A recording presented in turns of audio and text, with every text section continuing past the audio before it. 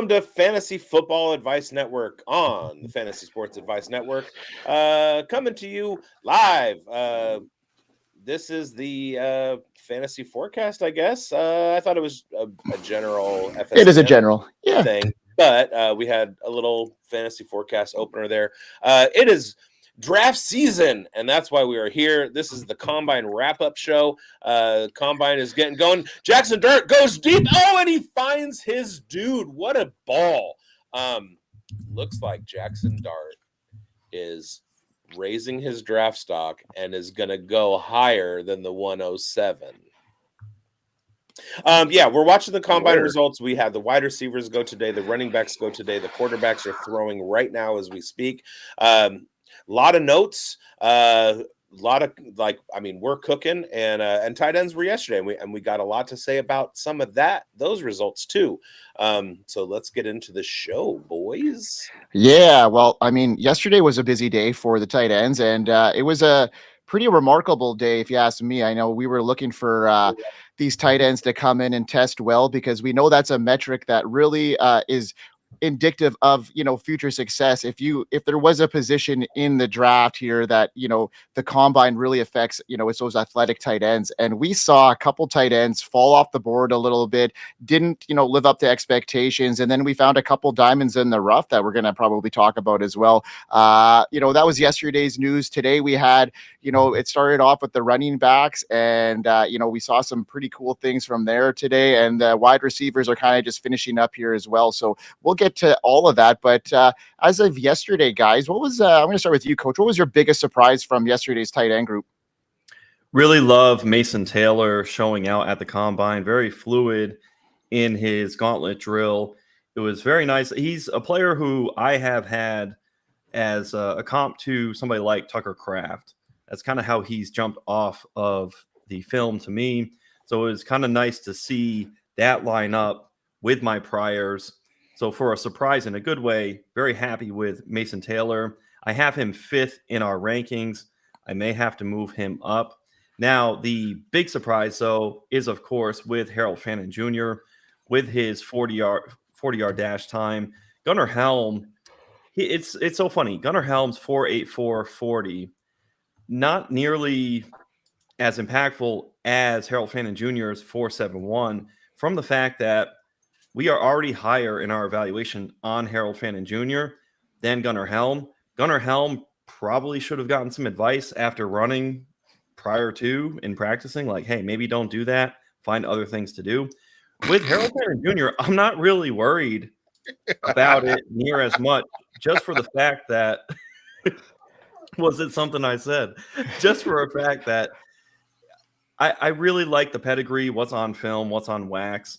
And we had talked about prior to the NFL Combine, make sure that it helps inform you further, but it doesn't have to inform entirely or change, because you don't have a bona fide status on your takes if you're letting this be prisoner of the moment. So I would just say cool it on Harold Fannin Jr., but what I'm actually more interested to see for Harold Fannin Jr., this is one note. We will take note of this, absolutely. But what is going to be the inline and the slot breakdown for Harold Fannin Jr. to get on the field, to get opportunity in the NFL? And it's going to have to come from the slot, because he's not a big body tight end. He came in at 6'4", I want to say, 241 pounds. Everybody was kind of talking about his 40 time, and 40 time is super important at the tight end position, but everybody needs to pump the brakes on that, because we have to take it into context. And he wasn't an outlier in terms of running a slow time and compared to the other guys in the class that were running. It was a competitive time, right? The other thing is that he looked like he was not very good at getting out of the block in the 40 time. Sorry, I had to shut my dog up. It looked like his start was not good. Coming out of that stance, he looked kind of awkward. But once he got going, he really got going. And then when he was doing the on-field drills, he looked very, very smooth. It was a pleasure to watch him. Gunnar Helm, I comped to a 14-year-old kid who has like an 8-inch growth spurt over the summer and then goes out to the basketball team, and suddenly he goes from playing point guard to center. And that's how unathletic he looked, like a baby giraffe trying to learn how to walk. That really affected my take on Gunnar Helm. I already had him kind of outside the top 5-6 in this tight end class. He did get some pre-Senior Bowl steam, but that didn't really kind of hold at the Senior Bowl. Wasn't like really impressed with him. But I do have a new sleeper, you guys. I have a new guy. How about you, Chev? I the dip on Harry Bennon Jr., but South Carolina Joshua Smith. Oh, Lord. That dude absolutely showed me something at the combine. You want to raise your draft stock, you go out there and you do something that other people aren't doing. He was super athletic. He was fast. He got the perfect size for a slot tight end. He's going to come out of nowhere in the NFL. People aren't going to see him coming. I am all in on Joshua Smith at this point. I like Joshua Smith. I wasn't too high on him headed in there, but obviously what we saw yesterday was incredible stuff. His testing was awesome. What was his relative athletic score? It was over 9.8, was it not? It was close to 9.9, I think it was. It was a really high score. So yeah, that's a good test. Chev, what do you got about the tight ends? What did you see yesterday? I was really impressed with Harold Fanta Jr., the hot button topic here. The man of the hour for less than ideal reasons. He runs a 4.73. His split in the 10 was really good. I think it was 1.56, and then he ran the second fastest 3-cone drill at 6.97. So I wanted to see him test in the 4.6s and the 40. But this is a guy that's clearly putting on, like, letting you know that I'm more of a football player than I am athletic tester. I'm going back to the tape and I'm like, okay, well, that guy got open against whoever the Penn State DB is that everybody's super, super high on. Like, he won in press coverage against those guys consistently on end breakers. And I said before, like, he just looks kind of stiff. Like, his ankles look stiff. Like, it's not like, it doesn't look like you would want it to look for a guy who caught 115 passes. I don't know how else to articulate that in a more beautiful manner for audio or visual consumption. Like, I'm confused trying to work my way through my words right now. And then Terrence Ferguson, the problem, he runs the fastest 40. He at the Senior Bowl, he's running crisp routes, but the inconsistency is just the biggest thing that's going to hinder, because you'll go to his tape and you're like, oh yeah, that's definitely an NFL player. And then you'll go to his tape and be like, oh, that guy is going to be stocking shelves at Publix here in a few weeks. So I find myself just kind of like, I knew Terrence Ferguson was going to do something that made me feel like, okay, so like, yes, I'm not crazy. There is a lot of potential there. And then Joshua Smith, the South Carolina tight end, comes out, and the only thing I knew about him was that he was good on College Football 25. And he comes out yesterday, and that relative athletic score, his athletic testing profile was off the charts. And I think he made himself some money, but we're still probably looking at day 3 draft capital when it's all said and done. So that's a name to keep on, to maybe throw on your taxi squad with your 5th round pick or something like that. But it'd be interesting to see if this boosts him up. Like, I going into this, I thought, like, okay, that's a guy to keep your eye on. Like, he's got good speed on College Football 25, which I know that sounds weird if you don't play the game, but that's kind of how I look at it. It's like, okay, 86 speed for a tight end is really good. So I need to see what he actually runs. And that's part of my process. It don't have to be a part of anybody else's, but I like doing that. So yeah, I think that the tight end group as a whole kind of underwhelmed athletically, especially in the 40, but you got some really good L drill times. You got some you got to see guys catch the ball in space. You got to see Mason Taylor. You got to see Mason Taylor in the gauntlet drill. That was a thing of art. That was absolutely a thing of art. And then you combine that with his footage from the Senior Bowl where he's consistently beating DBs in the red zone. And it's like, okay, that is most definitely an NFL contributor to a passing offense. And then we're going to have to go through this whole process again in about a month when we get when Harold Fannin Jr. goes to his pro day, when Tyler Warren goes to his pro day, when Colston Loveland goes to his pro day. Hopefully all these guys, Elijah Arroyo, we're going to have to go through this whole process again in about a month and then reevaluate everything from there. So yeah, that's what's beautiful about draft season. And you said something that kind of caught my attention, disappointing athletically. I disagree with that. I think it was disappointing as far as like 40 times are concerned. We wanted to see a couple tenths of a second shaved off some of those 40 times, but athletically, we watched some guys in the 3-cone, the shuttle. You mentioned under 7 seconds for the 3-cone for Harold Fannin Jr. 4.39 shuttle. Those are elite numbers. He loses some of his RAS at the tight end position because of his size. If you translate that, if you run the RAS calculator and you put him in as a wide receiver, he has a much better RAS. And let's face it, if he's not blocking, that's where you want to see him compared to is the wide receiver position. The other thing that stood out for Fannin was AWS clocked him at 21.36 miles per hour as his top speed when he was running the 40. So his overall 40 time at 4.7 wasn't great, but the kid can run over 21 miles an hour, and that's long speed in the NFL. If he can sustain it over 40 or 50 yards, he's going to show the yak that he showed in college, and he's going to show it on the NFL field. So I'm not worried about Harold Fannin. I am all here for the shade. I'm all here for suppression of his draft value, because I am not changing my view on Harold Fannin Jr. in the slightest. But Joshua Smith, he's my guy to watch. Yeah, there was a couple of guys there that, even though they didn't show out at the combine, still raised their draft stock because of it. Like a guy like Aronde Gadsden Jr., I thought that he looked okay this weekend. He's primarily a pass-catching tight end. He did excel in those passing drills. He showed excellent tracking ability and comfort in the passing in tight spaces. So what are your guys' thoughts on Aronde? Did he move up your tight end rankings because of guys like, Fannin and Gunnar Helm? Well, we haven't even touched base really on Gunnar Helm much. He definitely disappointed quite a bit there. He was really slow. But what are your guys' take on Gadsden? Coach, start with you. I'm not going to let it affect me. Just as I spoke to, we're not going to let all this affect our priors. I'm not necessarily just going to boost up Aronde Gadsden. Just pretty cool, though.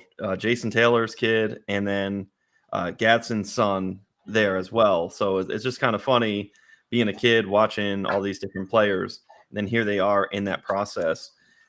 I do have a question for Chev. Chev, I want to know, what's the breakdown between a guy is going to be stocking shelves at a store and he's going to sell insurance? Like, where does that break to, the talent? So, all right, here's the deal. Here's how it breaks down, okay? Stocking shelves is slightly below pulpit salesman in Utah. Okay? So like that's like bottom, you're like, all right.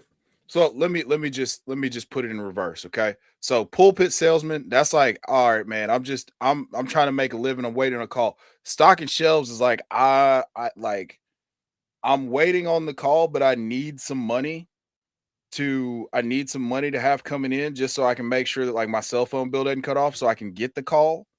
All right. And then insurance salesman is like, it's fully over.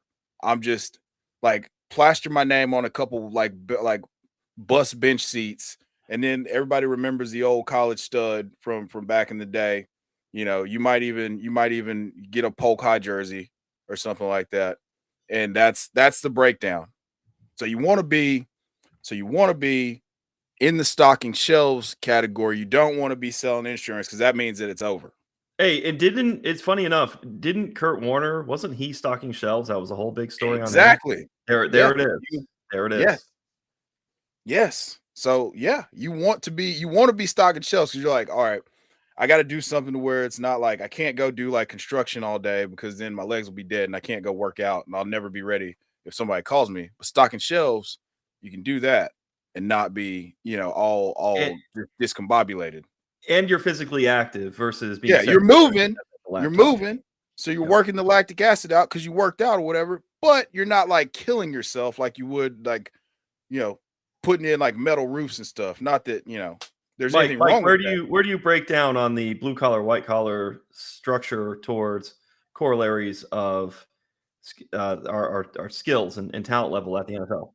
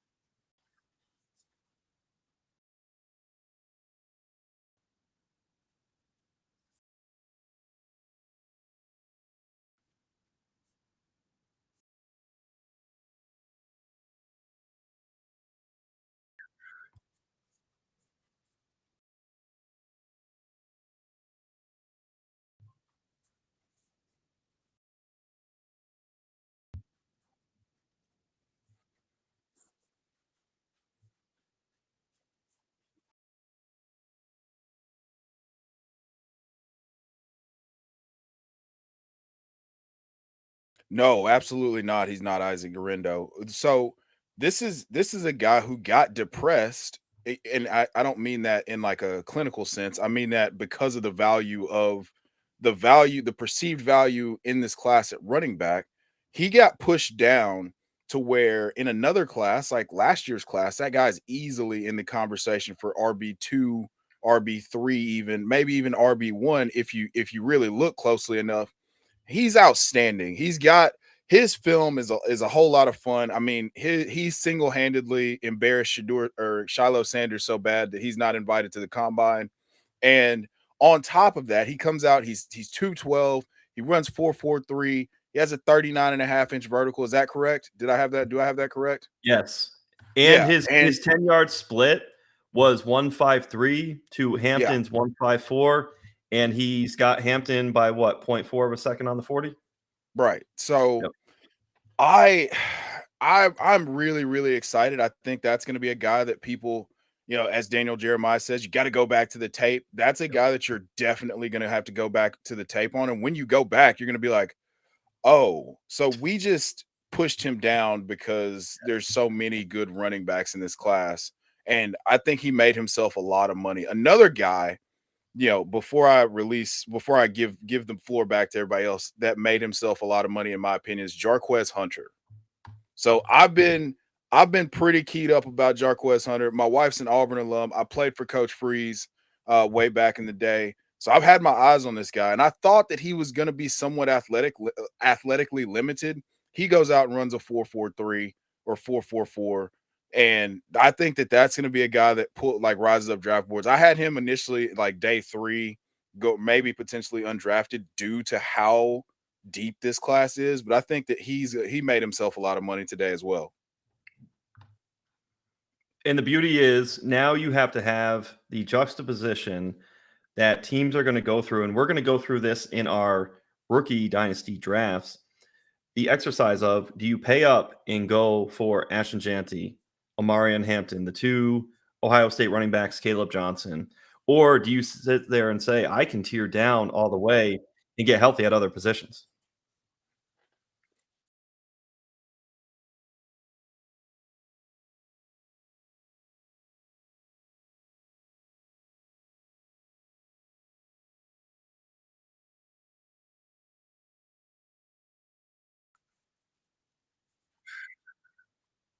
Four three zero, bud. 4.30, Mike. Actually, he got hold on, he got 4.29. He did? What? Yep, they put it up. You know where I'm headed, baby. Rick Isle. Hey, we had him on the pulse. He was one of our players. That was my guy I was looking out for, tracking on Matthew Golden. And we were watching both the Texas wide receivers. That was really a huge part of it. We've all been keyed in on Matthew Golden. We've all been keyed in on what Isaiah Bond is going to do. And we've just seen a divergence where NFL draft stock, Matthew Golden, in Daniel Jeremiah's rookie 2.0 mock, sent Golden to the Buffalo Bills. I don't think at this point Matthew Golden is going to make it all the way to pick 30 for the Buffalo Bills. It's going to be much higher. And then you have to consider, okay, how would he look with somebody like CeeDee Lamb and the Dallas Cowboys? That stock has gone way up. And it's funny enough, Daniel Jeremiah put out a post last year. He said, hey, do not sleep on J.K. Dobbins. And what did a lot of people do? They slept on J.K. Dobbins. Daniel Jeremiah absolutely just laid out, just in a simple phrase, don't be surprised when Matthew Golden is the top receiver in this NFL class, where he's right up there. And that signal, that's noise. Matthew Golden shooting all the way up. It's funny enough, Bond was the guy we were looking for, but Golden came through just as such. Golden. I mean, you saw that in their actual football games this season. Like, we were counting on Bond to be the guy. Go ahead, Mike. I've been a big Matthew Golden guy. I think we're all big Matthew Golden people. And I think that, I think about a week or two ago, I was like, hey, he's definitely going to, once Daniel Jeremiah said that, I was like, he's going to start sneaking into the back of the first round. But yeah, go ahead, Mike. I wanted to say that because I think that that's really important. His draft capital is going to skyrocket. It will. And that's where, all of this lies here. We could talk about testing, relative, like the RAS, all these numbers, but at the end of the day, it's going to be the draft capital. And I think this really gets Matthew Golden into that the end of that first round. I wasn't expecting him to break 4.3. That's an incredible time. As far as I know, I think that is the fastest time out of the wide receivers at this point. That's pretty damn good. Isaiah Bond fell out, like he didn't even break 4.4, which people were thinking that he even said it himself. He may even push 4.1, not even close. So what are your guys' thoughts on Isaiah Bond? Biggs, what are you thinking? I know you weren't very big on him headed in. Well, you're kind of temperature mild. Are you still there? Does he slide now quite a bit for you? I think what is going to happen is that 40 time is going to absolutely destroy his draft capital.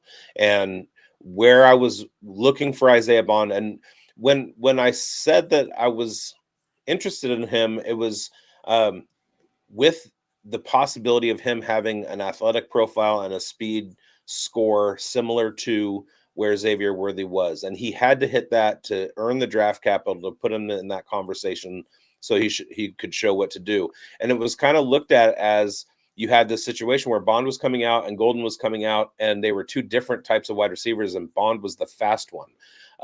It might come out that he was hurt. He might go out to his pro day and run a 4.2 and kind of save his draft.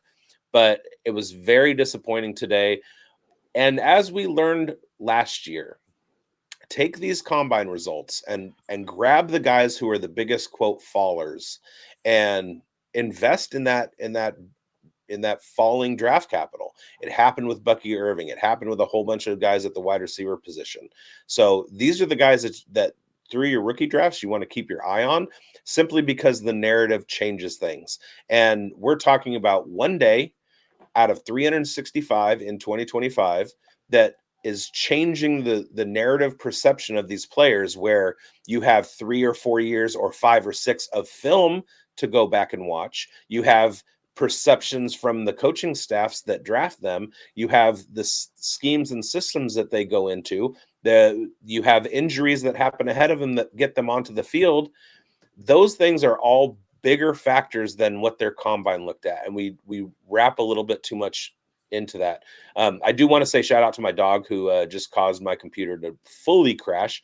And I wanted to say something about Oronde Gadsden, because I feel like I've been the highest on Oronde Gadsden over the last 2 years, and I was disappointed. He hasn't moved in my tight end rankings at all, but I wanted him to show me more athletically than he did, and especially at his size. But it's not going to change my targeting of him. Daniel Caps is not too thrilled about these quarterbacks. And he's got a nice Raider hat there. It looks like he's a Raider fan there, Biggs. All right, Daniel Caps. I want you to go right now to YouTube. Actually, you're already on YouTube. Go to the search and type in Uncovered, find our channel, and watch my Raiders show. Go back and watch the last couple because I talk about Jackson Dart, and you will be interested in the things about him that I have to say. Because I had him in going into the season with a second round draft grade. I'm a huge Raiders fan. We need a quarterback, and I will not be disappointed if we take him at the 106. In fact, I feel like as coaches are watching him during this combine, some of the throws that he's making, somebody might want to take him ahead of us. So there's a lot to love about Jackson Dart. Absolutely. Thanks, Daniel, for popping in. He said he's going to be, yes, he's going to follow your Uncovered channel. Absolutely. Nothing but the best coming from that end, for the Uncovered team representatives here on the Fantasy Sports Advice Network. So guys, let's keep it rolling here. Lot to talk about. Do we want to get into the quarterbacks? I think Daniel wants to talk about them a little bit here. They're still testing right now. We had Will Howard, he's testing today, but there's a couple of guys that aren't. Shedeur Sanders, Yep. Cam Ward. What are your guys' thoughts on that? Is that just protocol? Do you think these guys would have lessened their draft capital? They're afraid to compete. If they could be, and that's the thing. Kidding. No, but I mean, there's a lot of things that could be weighing in here. Now, Yeah. Jackson Dart wants to increase his draft capital. That's probably why he's performing here right now. Coach, you look like you have something to say here. Why don't you weigh in on this? So it can go both ways. Shedeur Sanders, Cam Ward, they got the good word that they're good to go. They've gotten enough information. I believe it was Brett Coleman who talked about the top 3 teams in the NFL draft went to visit and talk to Shedeur Sanders. And then on the opposite end, it can both be true where Sanders and Ward have it locked up, and Jackson Dart is going to be in that same tier and area of the draft, but he has to go out there another day and prove it and show it a little bit more. And the beauty is it's a win-win because it's good in that Ward and Sanders are off to the side while we get that vividness bias of getting to see Jackson Dart throw. So it's really, if I'm Jackson Dart, I'm thrilled because I can really stand out and just be the cut above the rest of the quarterback. So from that vantage point, it's stock up for all 3. And it's just funny how opportunity in life, get what you need, not necessarily what you not, or not necessarily the same thing as somebody else. And you can see how the path is still linear for all 3 of the top quarterbacks, Sanders, Ward, and Jackson Dart. Well, it just goes to show that you can't always get what you want. But if you try sometimes, you just might find you get what you need. And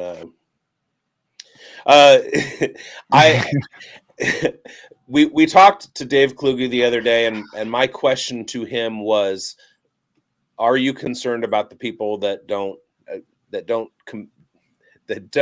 participate in the drills? Does that move them down your rankings or anything, or is it simply a matter of they are already locked in? And I think with Cam Ward and Shedeur Sanders, we can say confidently that they have information. I mean, at this point, these kids are directed by their agents on what to do. Their agents are locked in with the player representatives from the NFL teams. They're in constant contact, and the agents are telling the kids what they need to be doing. So as far as Sanders and Ward goes, they have intel from the NFL that they don't have to do anything. Nothing's going to change, which means they're both likely to go in the top 4 picks in the draft. The Giants are looking for a quarterback, the Browns are looking for a quarterback, and the Titans are looking for a quarterback. I know that Chev doesn't want to hear it, but I feel like one of those two guys is gonna go at the 101. The other guy is gonna go with the next opportunity. And like I said, it at this point wouldn't shock me if Dart goes to the third one. So, God, that would be so terrible if he wasn't even there at 106. But if he's not there at 106, that pushes somebody else down, like Abdul Carter or Travis Hunter, and I'm here for that. Yeah, I mean the Raiders are going to get a gold mine in that position regardless because of where they sit at the draft capital. Because in a draft where there's so much high end talent in that first 10 picks, but it could be varied on where it goes. I like where your Raiders are sitting. There's a lot of needs there, and based on what they did last year, I think they're just going to pick the best player at that spot. Doesn't matter. Different GM. It is a different GM, but you have to look at the Buccaneers drafts to kind of get a better read on. Okay, there you go. Yeah, and that might be the situation there, but they obviously need to shore up their quarterback position, and it might be a year or two down the road, maybe at this stage for them. But what do you got there, Coach? Hey, I just got a question for Shevdor Sanders. Shevdor Sanders, can you tell us what's your read and take on how the quarterbacks compete, don't compete? And a layered question to that, where do you think the NFL Combine is going? Do you think the shift is going to go more towards pro days? I think that, yeah, with the amount of money that's at stake at the top of the draft, it's going to shift more towards pro days. The original purpose of the combine back in the day was just to get medical evaluations and to be able to evaluate guys in that manner. And it shifted to the athletic testing. I can't tell you the exact date, but I was talking through this with another buddy of mine. Well, Deku. Yeah, I was talking through it with him earlier. Not to be confused with co-host. Not to be confused with co-host. No. So I was looking at that, and then I was looking at, so here are all the quarterbacks that the Raiders have met with. So you've got Cam Ward, Shedeur Sanders, Will Howard, Kyle McCord, and Quinn Ewers are all the quarterbacks that we have on record that the Raiders have met with so far. So they're definitely in the market for a quarterback. It just depends on what kind of capital they're going to spend. And my take on it is, yeah, no, if I have millions of dollars at stake, I'm going to put my best foot forward. All the compete, all that, cool. Like, sure, it sounds cool. But if you were going for a job interview, would you want to do it with a bunch of random people, or would you want to do it with your guys?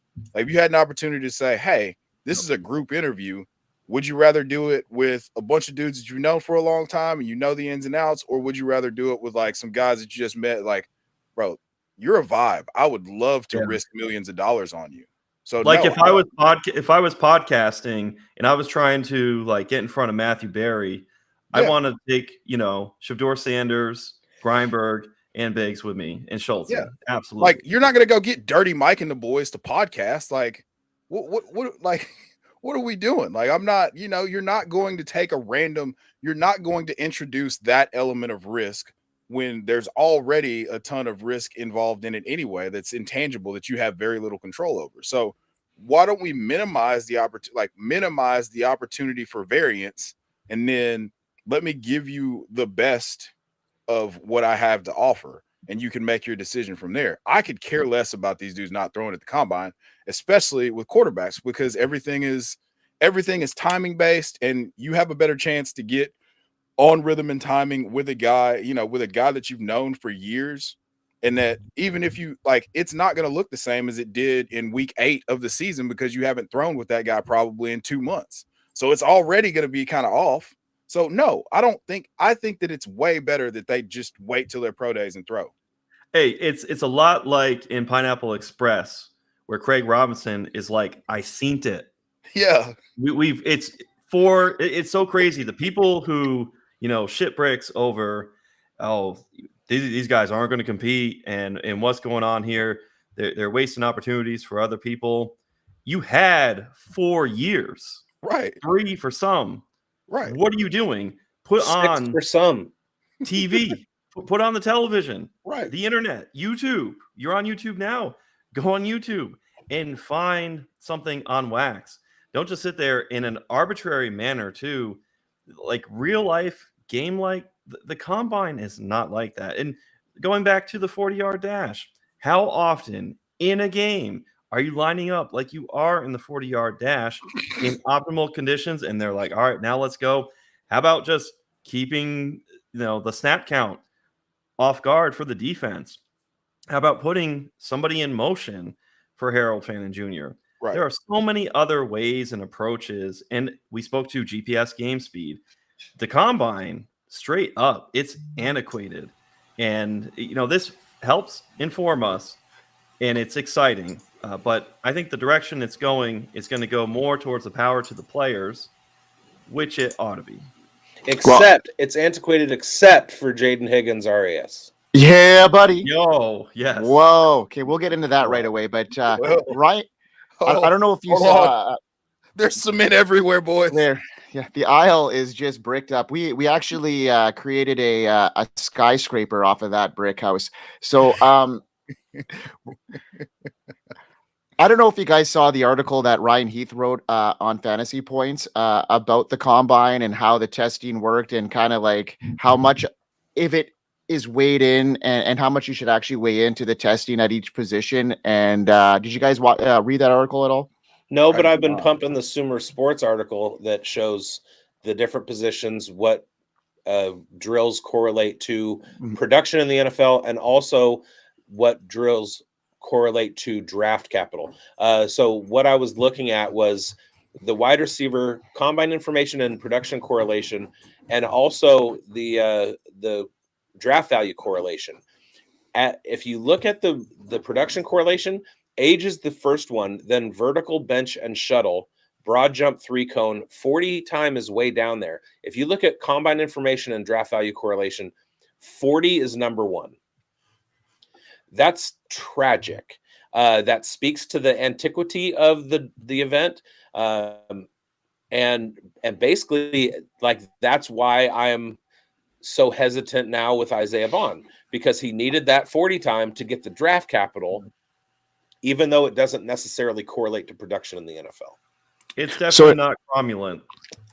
I think where the combine really has a impact here is on what Big said, is the draft capital. So if they test well, some of these teams are going to be looking at that. I think it's essentially based off the capital they're going to gain by doing well today or yesterday, depending on where they're testing. So I agree with you there, Biggs, 100%. I think the draft capital is the biggest indicator, but if you were to look at the athletic testing and stuff like that, I think where it matters most is in the tight end position, as far as where you see these guys coming in and where athleticism is valued at that position, and where it will eventually lead them long-term wise. And athletic testing was huge for a guy like Trey McBride, Brock Bowers, Sam Laporta. The last guys that are coming through here, they all tested very well, and they're athletic tight ends, and that's where we're headed towards now. So guys like your Joshua Smith that you saw there, Biggs, I think he's going to come in and turn some heads. Another guy. It does make you think. It does make you think. It brings a question to my brain. Number one, two, I want to say Chev's point. There is so much that these draft rooms, these war rooms, so much information that they have based on a player's career, so much from the interviews, so much from the things that we don't see. Then they go out and on one day in February or March, they do some athletic testing stuff. It makes me think, how much stock do NFL teams, do personnel rooms put into what becomes the narrative? Now, part of this watching the combine stuff is for me as a drafter in dynasty rookie drafts, and then later on in redraft leagues, for me to evaluate and find the edge, find those fine lines between draft capital, between previous performance and stuff like that, because there's so much context. You have a guy who goes to San Jose State, you have a guy who goes to Bowling Green, you have a guy who goes to LSU. What are the differences on the field with the competition? What are the differences with his star rating as a recruit? What about in practice, the competition he was going up against in practice? Those are all kinds of things that we have to keep in mind and think about as far as content creators, which is what makes the combine valuable. But as far as the NFL personnel rooms go, I feel like they're already locked in. Pre-combine, they're locked in because a lot of these things they already know. AWS has cameras and they're tracking people. They have GPS trackers and stuff in real time, in game mode, and they're plugged into that. They know what their big board is now. How much, and I'm asking myself, how much is somebody whose draft stock gets obliterated in the Twitterverse? How much is an NFL team going to take that into the draft and go, we have to make a different decision because A, we need to have a high draft grade from the pundits, and B, we need our fans not to boo when we make our pick. I can't say that it's that significant, but I also can't say that it's completely insignificant either. And it's a question I haven't thought in my mind before until a few minutes ago, and now I'm pondering. Is it fungible that Great word. narrative is going to cause an NFL team to kind of move off drafting a player when they have so much more information than what Madden rating. Rappaport reports, you know? Yeah. No, I mean, I think they do a lot of work. Like there's a lot that goes into it that we don't get to be privy to. Like they're going and talking to like your middle school teachers and like janitors, and they're doing a whole lot of work that we don't even know about. Like there's things that you find out about that you're like, wait, they did what now? Like, and you hear that in other like player podcasts and things like that, where it's like, yeah, man, he went back to like where I grew up and talked to a bunch of people, and they have this is a multi-trillion-dollar business, so they have unlimited resources to find out whatever they want to find out, and they leave no stone unturned. So I think that the combine for us is entertainment. It's gathering, it's another piece to the puzzle. How big that piece of the puzzle is kind of varies based on how you do your evaluation process. And I think that it's fantastic. I think that it's fantastic confirmation bias one way or the other a lot of times. Like, for example, we're going to get into Jaden Higgins for a second. Me, Biggs, Grindberg Tootin, love that, by the way, and Coach have all and Schultze, the whole Dynasty Polls crew, we've all been pretty keyed up about Jaden Higgins, especially after what Biggs came back and just was giving us the good news and the gospel about at the Senior Bowl. So you come out today and you see the way he tests, and you're like, yes, that is everything that I've seen on tape. That is fantastic. Whereas Ollie Gordon is like, wait, this is the guy that won the Doak Walker in 2023. Like, what are we doing here? Like, how this is not the same guy. Why is this not the same guy? Donovan Edwards comes out and he's way more athletic than what he put on film this year. You're basically confirming your biases one way or the other with this information. If you were out, you're probably going to stay out. Like, if you were out on Basil Tootin, though, you got to do some soul searching, like we did with DJ Gidd. You got to go back to the tape. And I think it's more of a function of the depth of the position. I mean, last year's class, does Jaden Higgins, wide receiver, does he crack the top 12? Is he going to be a bet? Would you take him over Xavier Legette as a prospect? Probably not. I absolutely would have last year if he had come out. I was on him from game film from 2023 at Iowa State, and I liked him. He was in the same class as Jalen McMillan for me, even though he's bigger. This athletic score that he put up today, that's just, he's 6'4", 214. We're talking like elite historic level RAS for a guy his size. We're talking like, I'm not going to say the Megatron name, but no, we don't say that name. But when he was comped on the program to Nico Collins, it was very mellifluous. Y'all.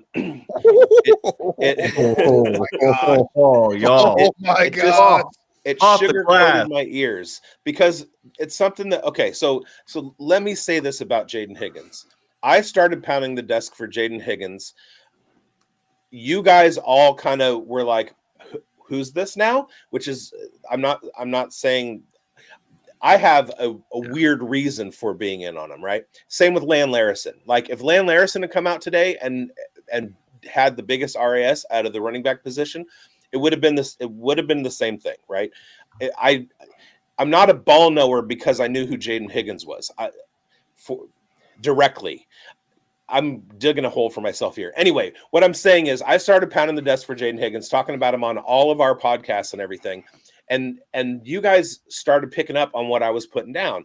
And then we have guys like Jax Falcone who are throwing the name out there. And then we have the Undroppables crew who's doing the analytics work. And Mike is privy to what's going on. And he's going, hey, wait a minute, there's something here. And then he goes out to the combine. And what's driving me crazy is I was like, I love this guy. And then over the last month, everybody else does too. Bashal Tootin is another one. In our pre-Senior Bowl show, I said, this is the guy that I'm watching at the Senior Bowl. And then he came out and he was 80% at the Senior Bowl. And I said on the shows, wait a minute, take a step back because he needs some recovery time. He was hurt during the season last year. His agent said he's not giving it 100% go. And then he comes out at the combine and I think the article was the triple crown at the combine, like the top 3 testing scores, including the 40 of the running back class. I mean, the dude he's now in the conversation with a Devon Achane, with some of the more athletic guys that are in the 5'8", 200-pound range. We've seen what he can do catching the ball. We've seen what he does in the passing game. I mean, like everything is looking up for him, and it's luminous. It is luminous. I love that. It's looking really good, and thanks for getting us on him because I got big words on Google on my. I'm trying to incorporate them now. We're definitely digging deep into this class now, and a guy that didn't test today or didn't run the 40, and we were really looking forward to that. Coach on the pulse, you were really big on the Dylan Sampson train. We were looking at that 40 time to really make or break his draft capital. Now we're kind of sitting at like unknown now. What do we do with Dylan Sampson? Because I think that it might be a strategic play for him. Obviously, he was told he didn't need to run that drill, or it could be an injury thing. What's your lowdown? That what do you feel is happening there in the Dylan Sampson house here? I thought I saw something regarding a hamstring injury, and maybe he wasn't 100%. Yeah. So if that's the case, then great, Tony the Tiger. Look, all the other drills that he was doing, he looked good. He looks like he's got fleet feet. Granted, again, here's the combine. It's one day in a controlled environment. We have so much on wax where he's such a good inline runner. What's interesting to me is inside zone versus outside zone. A common complaint that you'll get for unrefined running backs is that they'll just jump to the outside and try and always pivot outside instead of having discipline to stay within. And RJ Harvey was a player who we spoke to with Dave Kluge where, hey, stay inside, move upfield. But Dylan Sampson doesn't have that problem.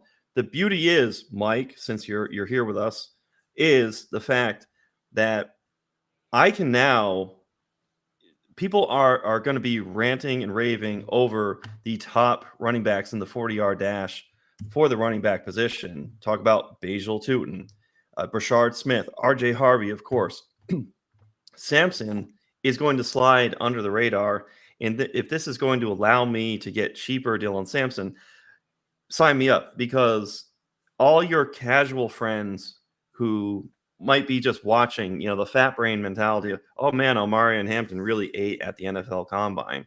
Whereas for the deeper cuts in these class, if that can just take a little bit of steam and like a shh, nobody say anything about Dylan Sampson, by all means, sign me up. Because the problem is, you got a guy like Brashard Smith who has a 4.39, and then he's just going to pick up steam, and he's not going to be a secret anymore, right? So with Dylan Sampson, hopefully in less sharper leagues, you can get a little bit of an advantage. And then, of course, on underdog, hey, no movement is good movement. Keep him where he is. What do you think of that, Chev? I think that you hit a very important point, but it goes back to my point earlier about what's going to happen with this pro day. So, one, I agree with your analysis of him as a player. He is so I was like, man, I really need to watch some more Dylan Sampson because throughout the season, I was tweeting about him and kind of following his journey to become the single season all-time touchdown leader. And I was like, bro, he's 190 pounds. And like being from Tennessee, albeit on the opposite end of the state and a sworn enemy of the University of Tennessee, I was intrigued. Yeah, I was intrigued by his ability to run between the tackles and just how tough he ran in the red zone. I mean, 22 touchdowns this year, all-time single season record, the University of Tennessee. You've had some really, really, really great backs come through there. And to your point, he was really tough inside. He sets his blocks up really well. Whereas RJ Harvey is bouncing and trying to find a crease to hit the home run. This guy's just like patient. All right, we're going to run a counter play and I'm going to sit behind my puller until the seam hit, like until I hit, like I can find the seam. So, but at any rate, I think that this is going to be, so we'll see it sort of materialize in a dip in ADP, I think, between now and his pro day. And then if he's healthy enough to run at his pro day, that discount's probably going to go out the window. True. Fortunately, we don't have there's not sickos like us everywhere that are going to pay attention to what he ran in his pro day and just go Dylan Sampson combine 40 and see that he didn't run a 40 and be like, I knew he was a fraud. Those Tennessee running backs are just so fraud. But you cut the tape on and you watch this guy and you're like, oh, this is different. Yes. And I think that he's just he's a guy that might fly under the radar in this deep class, like with a guy like DJ Giddens doing what he did and having that profile and being a bigger back, and RJ Harvey coming out and being a real thick boy, and Biggs is sworn enemy and running a 4.39. Not true. We made up. No, Biggs. It is true. One note: Dylan Sampson right now goes in round 13 on underdog, so it's a double-digit round ADP for an early look. RB 44 right now, position 148. Go off, Biggs. Give me all of that. No, we have the. You just threw me. We have the Dylan Sampson thing. I made the claim that he was going to run the fastest 40 time at the running back position. I was thinking that he was going to run a 4.32. Tootin did that. And then I have two notes that I want to make. Also, Arian Smith. Let's not forget Arian Smith didn't run with the wide receiver group, so he's going to have a pro day to go out there and go sub 4.2. Why aren't we talking about Ulysses Bentley the fourth? Because that's a top 5 name. If I'm an NFL GM, I'm drafting him based on his name. I don't care what he does. He's a first rounder for me. Ulysses Bentley the fourth. That's fantastic. Okay, no, I want to talk about the middle of the pack for this speed score. Thanks to Dynasty DFK, for putting that in our little group chat with me and Chev. Listen to this group in the average spot. Travion Henderson, Brashard Smith, Trevor Etienne, Caleb Johnson, Taj Brooks, Ollie Gordon, right there grouped together. And that's speed scores of 100 for Ollie Gordon up to 104.9 for Travion Henderson. And those are nice. Then we go to the top. We got Bashal Tootin at 118. This is in the Jahmyr Gibbs range. And then you have Omarion Hampton, who had the third best score at 111. But we already knew that he was, tier 2 by himself. But then if you look down, 5th best speed score, Raheem Sanders, baby. Yes, Rocket Sanderson. Yeah. I have been waiting for him. I have tweets out there about drafting him and Drake May together. And he decided to stay in college for a 5th season, which he should have been a junior declare. Injuries, Arkansas program, all those things got in the way. Finally comes out. He doesn't have the age and the early declare to add to his profile. But that speed score, 5th best in the class, come on. And he's a big dude. So I I was already back in on Rocket Sanders, and now I'm even backer in on Rocket Sanders, and it's sesquipedalian to me. In an important point with Rocket Sanders here is Rocket Sanders was listed at 230 on ESPN. He was listed officially on South Carolina's website at 242, and he comes in today at 217. So you can tell that he has been putting in some work to get. I mean, you turn on Rocket Sanders tape, and that's Raheem Sanders, formerly of the University of Arkansas and South Carolina. So you turn his tape on, and it looks like a guy that's a big bruising back that has the long speed to hit home runs. So him coming in at 217 today was like, all right, all right. I've been working at this. So getting a 4.47 out of him is really impressive. I absolutely love that. And I'd like him to put 8 pounds more on. Yeah, he's gonna put that weight back on once we're done with the underwear Olympics. And once we're getting ready for actual football again, I fully expect him to go up to around between 225 and 230 where he played at this year. Like I said, he was listed on South Carolina's website at 242, which blows my mind. So age is one of the most important factors. It's the number one corollary to production. And I've talked about it before, where it's because if you have a guy who dominates early, he has a freshman or sophomore breakout, then he comes out as a junior and enters the NFL after year 3. He's youngest in the class. He has the production on tape. That's a kind of guy who gets the draft capital to get a job early and become a feature back, right? Your Bijan Robinson, your Breece Hall, etc. The problem comes when you get a guy like Raheem Sanders, who's 5th year senior. He had a breakout. If you're watching film of Raheem Sanders, if you have access to film, watch his film from 2022 before he got injured. Watch his film from 2021. The kid was an absolute smoke show. Then he probably gained a whole lot of weight while he was, nursing injuries and things like that. Or maybe he kind of like didn't care. Maybe he had some coaching issues, something like that.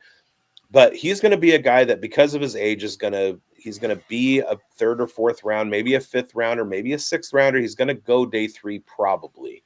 But the athletic profile that he's showcasing right now, if he rises up a little bit, he's the kind of guy who could be drafted as a team's RB3 and find himself in a Tyrone Tracy position where somebody goes down in front of him, they throw him out there with the opportunity, and all of a sudden, like, he's in contention for 1,000-yard season.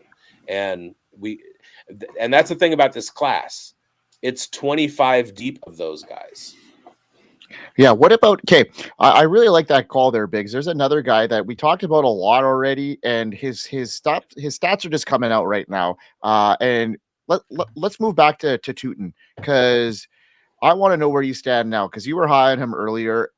He finished 96th percentile in speed score, 97th percentile in vertical, 97th percentile in BMI adjusted broad jump. That is stats from Ryan Heath on Twitter right now. So pretty impressive stats there, Biggs. Is he a guy that might move up to maybe your top 5 now in the class, or is that just a little bit too optimistic, depending on draft capital, obviously? Well, let's look real quick. Running back combine information and production correlation. Number one factor is age. How old is Bashal Tootin? 21. So he's going to be a 4th-year guy. He was really not recruited. I want to say he was out of high school in New Jersey, and then he went FCS, and then he transferred to Virginia Tech. So basically, he created his career. It wasn't handed to him. He improved every year. That's important. His age is not going to be prohibitive. Weight is the next corollary. He's not a super big dude. He's a small back. He's going to be, and like I mentioned with his speed score, that's very similar to the Jahmyr Gibbs range. So it's not going to be out of the question for a team who already has an established back like a Derrick Henry or a Saquon Barkley, somebody who's going to be their 2-down guy. I know those are 3-down guys, but you get my point. Somebody with a bigger running back already, and they bring him in to immediately start as a 3rd down back in that kind of like thunder and lightning role. Then we look at the next 2 corollaries, our 3-cone drill and shuttle. What did he do in those? How did he rank in those? And then the broad jump. 3-cone, shuttle, and broad jump. Where did he sit? All of those he showed out in, I think. Well, on the broad jump, it was a 10-10. On the vertical, he got a 40.5. So he hit 40. Which is incredible. That's incredible explosiveness. So what his stock and trade is going to be? He's number 1. Sorry, Biggs. He's number 1 on the vert. Yeah, that was the triple crown of running backs. Fourth in broad. So what we're looking at is a guy who is going to be able to move and be agile in tight spaces, which means he's going to be able to run between the tackles. We already know what he can do in passing downs, right? He's an excellent receiver. And Jahmyr Gibbs came out after David Montgomery's injury and showed, hey, maybe we can have a primary feature back who's not 225 pounds, especially if they have enough wiggle and we scheme them properly so that they're not taking a whole lot of contact, right? He had an excellent season, and the mark against Gibbs his entire career has been how small he was coming out in the draft. But guess what his production has said? We don't care how big I am. And maybe Bashal Tutin is in that conversation. Devon Achane. Now, he's kind of played into the smaller backs get hurt all the time. And there is a chart that with running backs and their weight and production relationship. So at the very top, you have weight and yards per season, and it's Derrick Henry, and he's in a class by himself, right? And then you're looking at like the Leonard Fournette, James Conner, Saquon Barkley, Samaje Perine. All these guys are like in the heavier spot. The yards per season, we're looking at Jonathan Taylor, Nick Chubb, Saquon Barkley, Tyler Algier, Ramondre, James Conner, Leonard Fournette, Jordan Howard. These guys are all bigger backs that produce. And then you like drop down to the lower weights, Deuce Vaughn, almost no production. Tariq Cohen, almost no production. So there is definitely a correlation between size and production in the NFL. That could hurt. We want Jahmyr Gibbs. He's on the back end, just around that 200 mark, but he's got that. He and Christian McCaffrey are very similar in their size and production. So it just depends on what the team's going to do with them. And I think Bashal Tutin came out today and he said, hey, I can be one of those guys.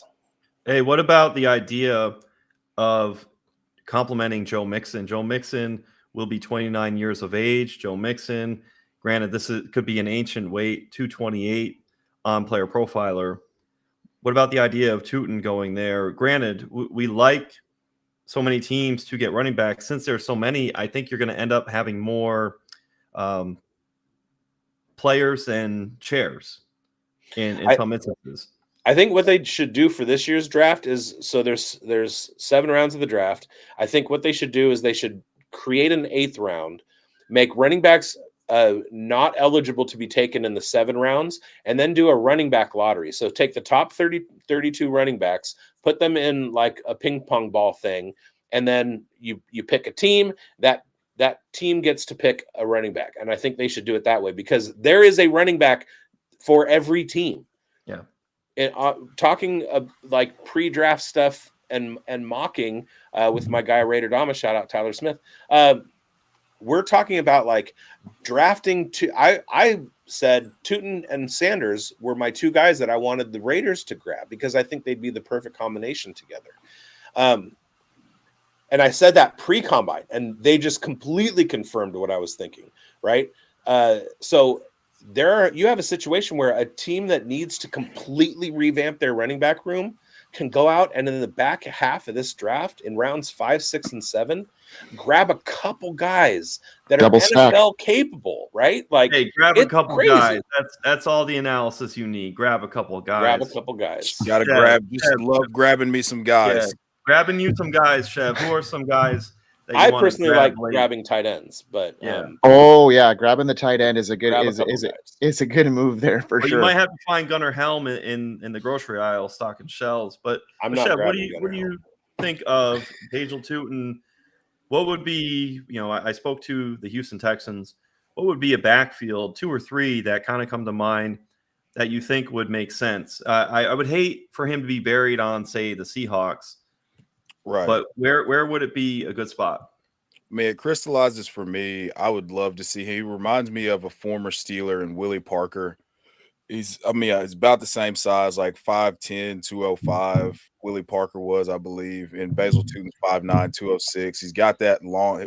Willie Parker has the longest touchdown run in Super Bowl history. I think I could see him going somewhere like that if, to be the Jalen Warren replacement or whatever the case may be. I would love to personally see him in an environment like a not well, Dave can never mind, not Tampa. I don't want him to go to Tampa. I think that's they've already got a guy. They've already got a guy that's going to be great pass catching. I think what you said was great with him being paired. I've been hoping for Brashard Smith to go to the Texans and kind of spell Joe Mixon in that 3-down role. We saw him get nicked up a bit this year. I mean, in terms of the good offenses, you've got the Vikings. That would be, but I don't think that there's any path immediately where a guy like Basil Tootin gets a role all to himself. It's something that you'll have to work your way into. And we've seen him score 60-yard touchdowns against Miami. Like, the play speed matches with the tape, and that's what excites me the most. So if I was gonna pair him in tandem with someone, it's a guy like Kyron Williams, and it's got to be an elite offensive ecosystem, and it has to, or it's got to be somewhere where you can ascend to get a full workload like Pittsburgh. So with Najee Harris on the way out, Jalen Warren, I believe, is a restricted free agent. That's a wonderful landing spot where they can get him in the 3rd or 4th round, most likely, due to the depth of this class. But just off the top of my head, I would say Pittsburgh, like you said, with the Texans. I would love to see him be paired with Kyron Williams. I think he's a better back than Blake Corum. So those are just a few off the top of my head where I would like to see him land. Let me think about that some more, and I'm going to come back with some more. Mike, where would you send Basil Tootin? Would he be a good fit on the Chiefs? Yeah, I'd love to see him as a Chief for sure. Like I don't like that back. They don't like that kind of back. I think he can be very successful there in the right scheme with a hard hitting, up the middle kind of runner like Isaiah Pacheco. I think he's a good complementary back, and I think he could do well with the Chiefs. Why don't you think that lines up good there, Biggs? Because Patrick Mahomes doesn't elevate anybody in the receiving game, and Basil Tootin is gonna need to have 70 targets per year to reach his potential. He's not going to say get that, and that we're 2 years removed. We're 2 years removed from them using Jerick McKinnon and literally winning fantasy leagues because of that. So I'm talking shit. I think, you just hate the Chiefs. Yeah, we get it. We get it. Yeah, we get it. I did want to ask you though, Chev. 3 of your favorite guys in this class. How did you feel about their days? And I say 3 of your favorites. I know you have 15 favorites. Taj Brooks, Caleb Johnson, Brashard Smith, RJ Harvey. What were your takes on those? Well, I loved seeing RJ Harvey in the underwear Olympics and him just being put together in a way that, it looks it's so good. And he comes out and runs 4.40. I love that. Taj Brooks coming in. So everywhere he was listed at between 228 and 233 pounds or somewhere along the lines, he comes in at 214. His agility scores were off the charts, which that shows up on film. More confirmation bias. You mentioned it on the Pulse the other day. I was like, man, I really didn't want to say anything because I thought maybe I was on an island with this whole Taj Brooks thing, but you and Kluge both were all over it. And 12th fastest shuttle time at the RB position since 2003. yes. So Todd, like that shows up on tape. That 1000% shows up on tape. And it showed up on tape with him allegedly playing at like 230 pounds. So him at 214, coming in at 214 today was just chef's kiss. We Now, do who are have the other breaking news real quick. Golden's 40 time is officially 4.29. 2.9, yeah. Yeah. And so you asked me about Brashard Smith. Yeah. Yeah, the pipe dream of getting him in the third round of every single one of my rookie drafts is probably going out the window. I think he met with the Broncos. And if for some reason they don't take a running back on day one, or you take their joker, he's met with them about playing the joker. So he confirmed everything that he put on film. I mean, a 4.3, a 4.42, and a 4.39. Like we knew. And he's also working out with the receivers, as I understand it. So he's proving everything that I've been screaming from the rooftops for weeks now. And then who was the last person? Sex. Caleb All right, Johnson? Yeah, Caleb exactly. Johnson. So Caleb Johnson, I have been very vocal about his GPS speed. I was really expecting him to come out and, to be honest with you, do what Quinshon Judkins did today. Mm-hmm. I mean, Quinshon Judkins comes in. I thought he was a 4.5 guy. He runs 4.48. He's got a great split. He's explosive. I mean, a 38-inch vertical, 11-foot broad jump. Caleb Johnson just didn't put it together. Now, he looked fine in drills. He looked okay in drills. And that's, we're talking about a real football player. I can't allow my disappointment with his 40 time to move me off of what I saw from a production standpoint in an offense that just literally could not throw the ball worth, anything. So, Yeah, and especially when, like I have said, 40 time is the least corollary metric to production in the NFL. Let's get to Big Breakfast's question real quick. Because am I the only one who thinks Tet is making a mistake by not participating today? With him already sliding down boards lately, you'd think he'd want to show something. Yes, you are the only one who thinks Tet is making a mistake today. He's going in the top 7.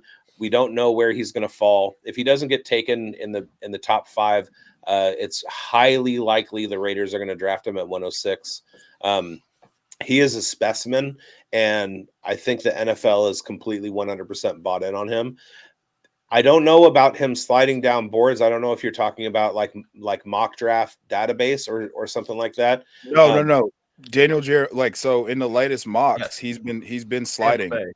Yeah. Tampa Bay. He's been sliding like to the mid-teens. To Tampa Bay at 19. Yeah. Okay, so then no, you're not the only one who thinks Ted is making a mistake. Other people might be thinking that he's making a mistake. I personally don't.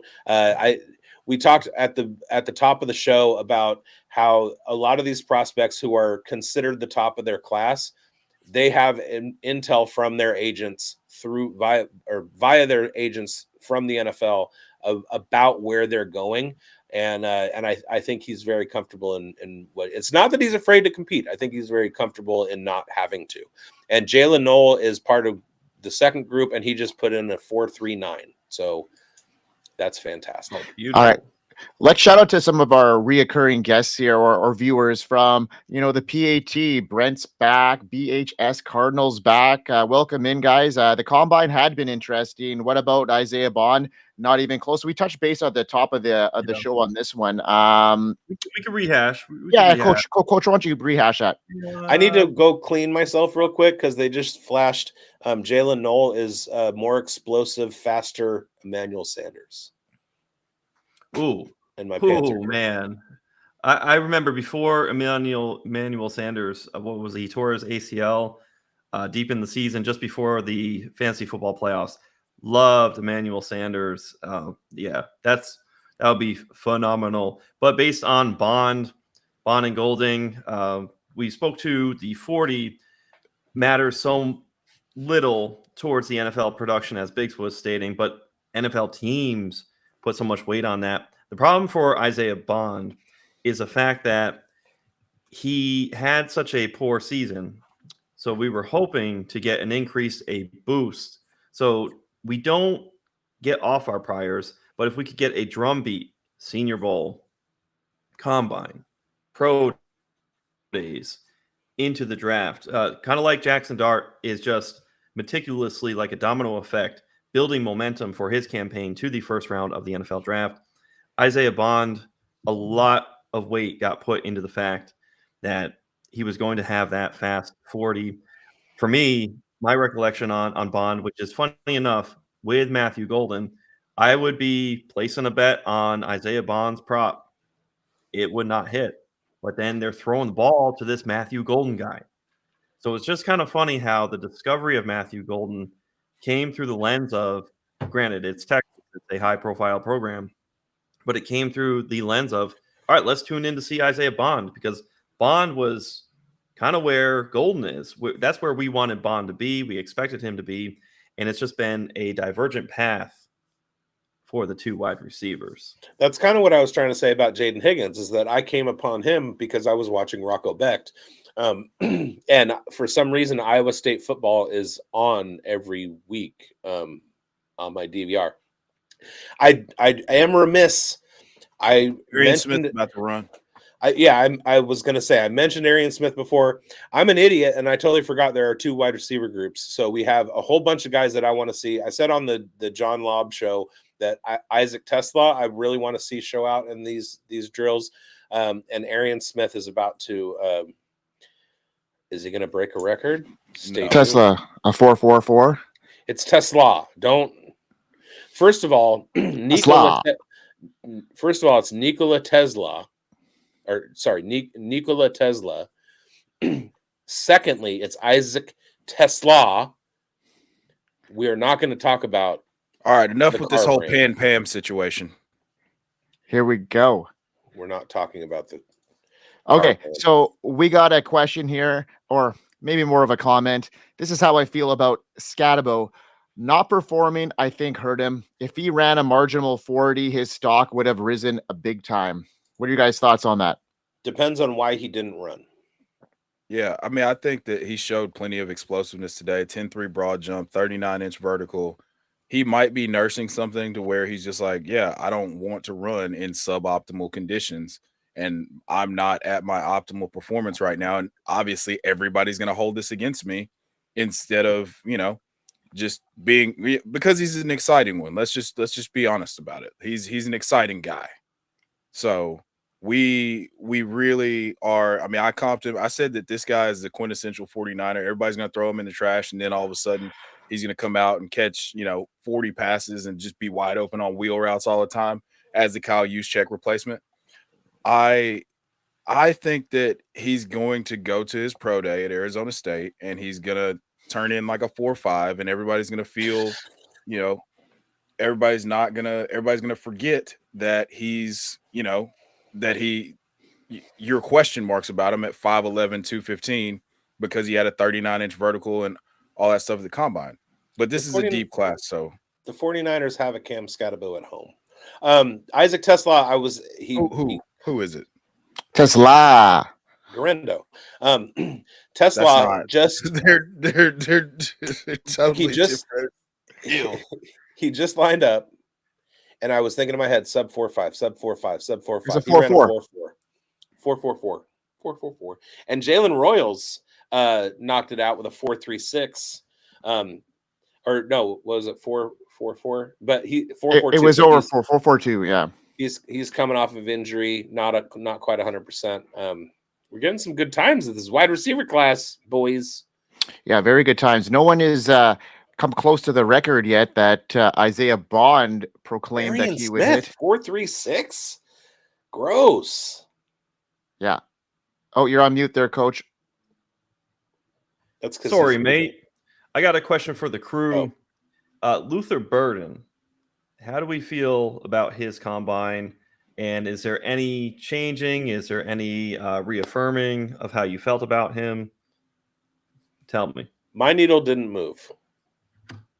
Chev's draft stock is going up for him. 4.4140. Yeah, he tested well today. He tested better. He was, Theo put it on Twitter today. He was really surprised that his height was above 6 feet, so that was a really good sign. No one really thought that he would be above 6, so that's a good thing. Tuma asked him a question yesterday, and it kind of got him a deer in the headlights. So that was a really interesting situation, the way he handled that in front of a crowd.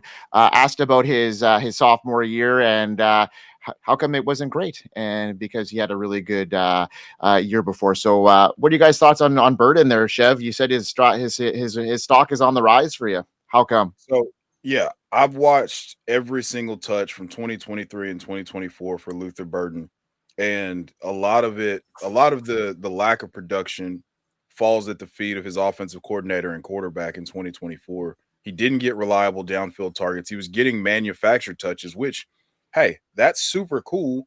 Like he obviously can create. He led all wide receivers with 30 missed tackles forced in 2024, but that's going to hinder your production when we can't get reliable downfield targets. Like he was winning on slot fades in 2023. Those balls were sailing over his head or being broken up because they're just high and inside, like in 2024. So I can explain away the dip in production. Most people are too lazy to go back and watch what went right versus what went wrong.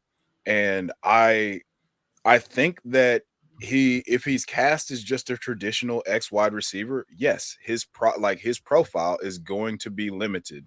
He's not a day one, just line him up and let him play. Like you are going to have to scheme production to him, but that's going to be a positive EPA play for your offense because he is one of the most dynamic receivers in the class. So I think he helped himself quite a bit today. He's going to, I comped him to Stephon Diggs coming out of Maryland because they were used in very similar ways and their stories align in ways that are very almost star-crossed. So if he puts that work in to develop as a route runner and he's asked to do those things, I think he's more than capable. You see what type of athlete he is. So I think that he helped himself quite a bit today. Well, a five-star prospect, Georgia, Bama, all recruited him. Florida State. His 247 is loaded with teams who visited and recruited him. Biggs, what do you think? It brings to mind another name from last year, and I've talked on other shows about how I missed on a player, and a lot of it had to do with his usage in college, and his usage in the NFL was 180 degrees different. And Brian Thomas Jr. A lot of people missed on him. And so what I wanted to do was I wanted to go back and look at my evaluation process and look at what I'm putting too much stock in so that I don't miss. And Luther Burden reminds me of Brian Thomas Jr. in that you have a guy who's very athletic. He's very talented.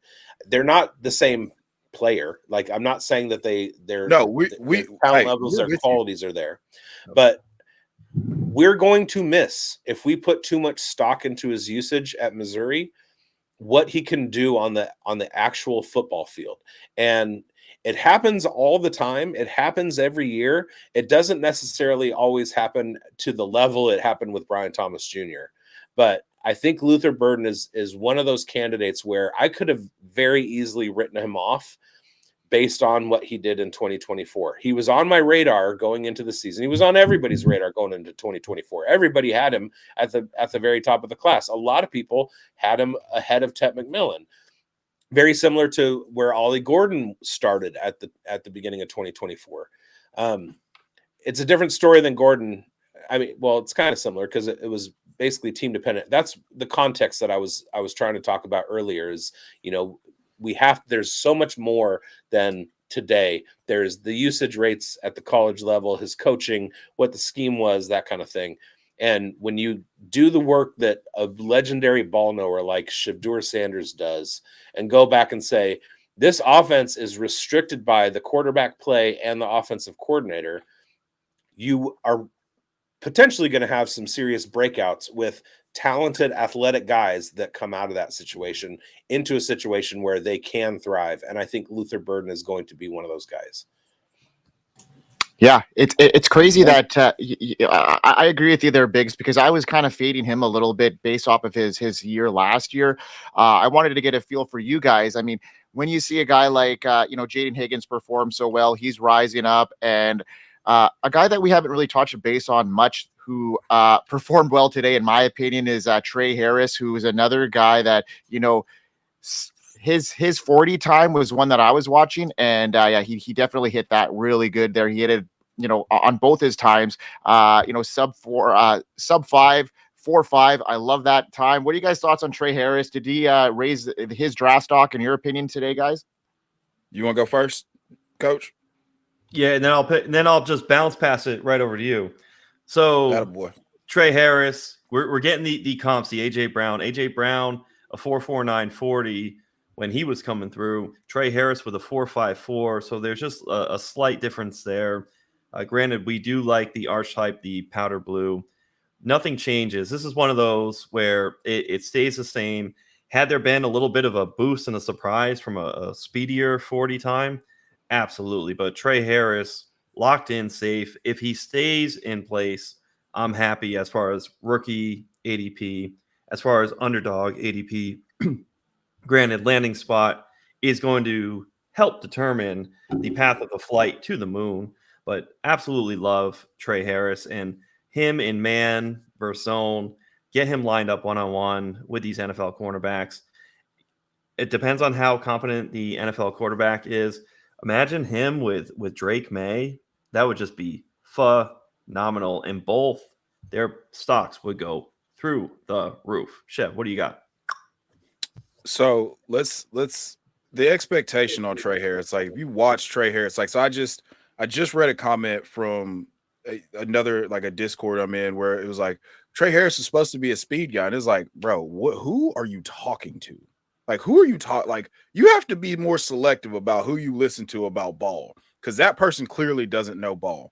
I was hoping for anything below a 4.6 for Trey Harris. The vertical, like, it just confirms his contested catch ability, his ability to high point the ball. This is a football player, so I'm way more interested to see, like, he's confirmed over the last 2 years exactly what I wanted to see from him, and him running a 4.5 is like, yeah, that's about what it looks like when he plays. So I'm not deterred of anything. I hope that people move him down and are less bullish on him because of him testing at a 4.5 and being proposed to be a speed guy. And it's like, no, man, that's not his game. I think if you frame him in the light of AJ Brown and what AJ Brown's become, then you're a little disappointed because you're like, well, I don't know if that guy can score 70-yard touchdowns and, do all the things that AJ Brown does. And it's like, well, AJ Brown's one of the best receivers in the NFL. So that's a really high bar to set. So if he falls short of that, that's fine. As far as landing spot, I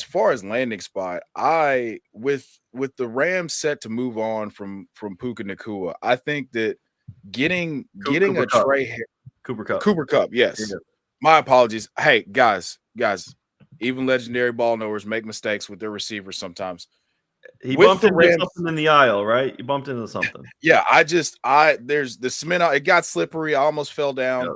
And but here's the deal. I am just keyed up about a landing spot that could be with Matthew Stafford and Puka Nacua, with him playing the old Puka Nacua role and Puka Nacua then being 2021 Cooper Kupp and just commanding all these crazy targets. So that's one of the optimal landing spots for me.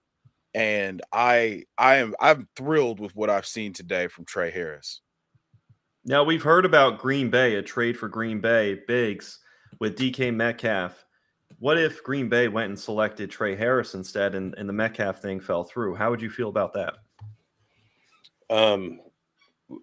If you hard, you hard. No, I would love that for Jordan Love and Green Bay. I feel like so. Chev and I had this conversation where some people were slandering the good name of Jackson Dart and his deep ball game, when in fact he led NCAA last year with deep yards, and Trey Harris was one of the beneficiaries of that.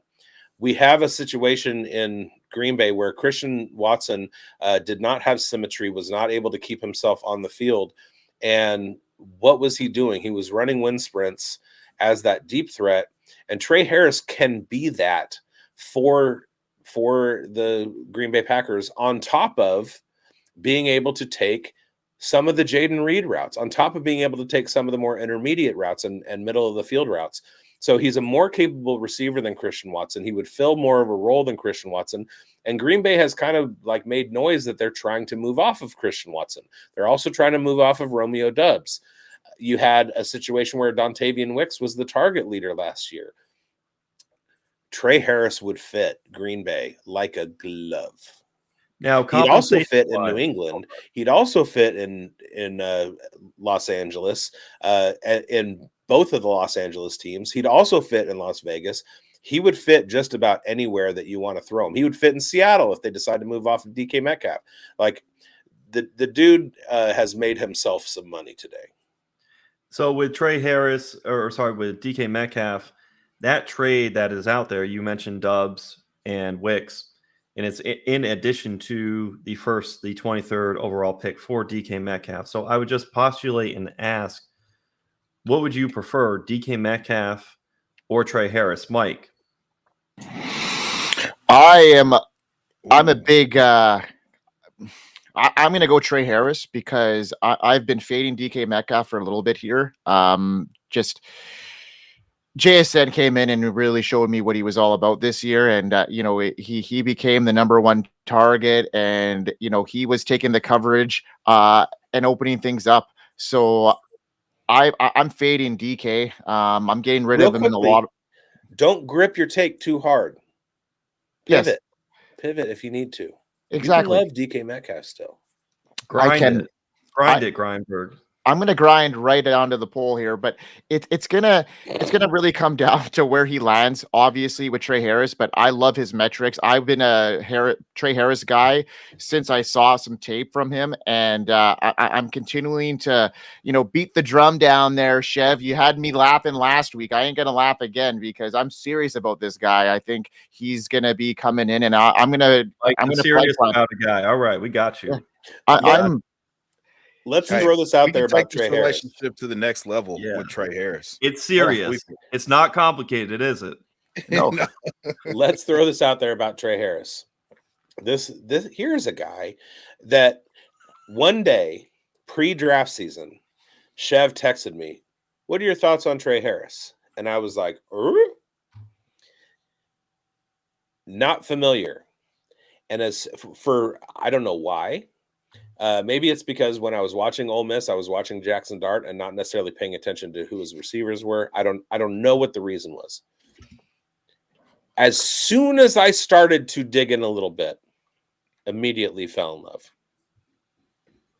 It's really difficult to cut it on. And look, you look at the analytics. The analytics say that he's elite. I mean, 5 yards per route run. Yeah, broke the model for Scott Barrett, I believe. And then when you actually watch the film, you marry that up with the film, and it's like, he's really like that. And then there's consistent production. He broke out. He was all first team all CUSA in 2022. He transfers to Ole Miss. He then comes in, puts up over 900 yards. Then this year in limited action, he was battling injuries. He still puts up over 1,000 yards. On deep passes that traveled over 20 air yards this year. He had 9 catches for 400 yards and 3 touchdowns. So he's doing it all. I don't care about a 40 when we're talking about a guy that has this type of ability. Yeah, same. All right, let's talk about Jalen Noel because he's going off the charts right now. Yeah, he just came in sub 4.4. He's lighting up this combine right now. And what are we talking about with this Jalen Noel? Are we in on him now, guys? We were never out. I don't know. I'm gonna need to see more. Well, because Biggs, because after the combine, he was getting a lot of buzz after the combine, and you were kind of like, no, let's pump the brakes. The Senior we Bowl? need to. Yeah. Sorry. The Senior Bowl. Let's Yeah. pump the brakes on I Jalen never Noel. said pump the brakes. What are you talking about? You said pump the brakes because of Jaden Higgins, because he was the No, guy no, no, that no, just no. outshone. No, what I said was You he went to was go see winning Rocco Beck. he was winning everybody's like best wide receiver I saw at the Senior Bowl, and I disagreed. I thought Jaden Higgins, but I never said pump the brakes on Jalen Noel. No. Sorry. Like, as far as Sorry. exactly. It's As far as appropriate. because you were trying to essentially temper our expectations when we were comparing him to some other guys, and when he was getting the praise from the Senior Bowl, you were like, hey, wait, we got to talk about somebody else. And that was more along the lines of what I was saying. I wasn't saying pump the brakes on Jalen Noel, because we're all been on the pulse, pumping his tires, especially Schultze, who's been talking about him 2 weeks in a row now. He's been bricked up in the cement aisle for a while now, for and it'd be very nice to good get reason. it'd be nice to get his opinion here after him showing out today. But anybody have anything else to say about Jalen Noel? Yes. Yeah, I would love 120 to. over 80 on the pulse. One juxtaposition, which is good. Deep yards, 4th in 2024 with 609, and then slot yards, 14th at 828. So he's versatile in his ability inside and outside. Chev, what do you got? The slot fades were real in Ames this year. And he went into the Senior Bowl, and he was one of the things that I loved about watching his tape was the fact that he was so sudden, and he was consistently setting people up out of breaks. I mean, he's a professional. And the reason that I say that is because he not only was winning, he lined up primarily in the slot in 2024, and then he went to the Senior Bowl and showed that he could line up outside and win in that manner too. He had a rep against Azariah Thomas, who's probably going to be a day 1 or day 2 pick, where he just went up to the upper room and dunked on him. And that shows you that he can also play the ball in the air. At 5'9", 196 pounds, he's a quintessential slot receiver, but he's got the suddenness and enough of the physicality to where he shouldn't just be typecast as an inside guy.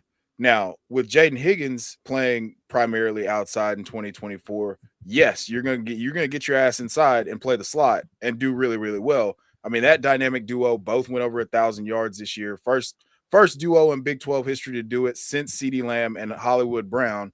So I think that both of the Iowa State receivers have represented themselves really, really well. You've heard Biggs talk about how good Jaden Higgins was. You've heard us talk about how good Jalen Noel is. And now for them to put this performance on tape, I absolutely love it.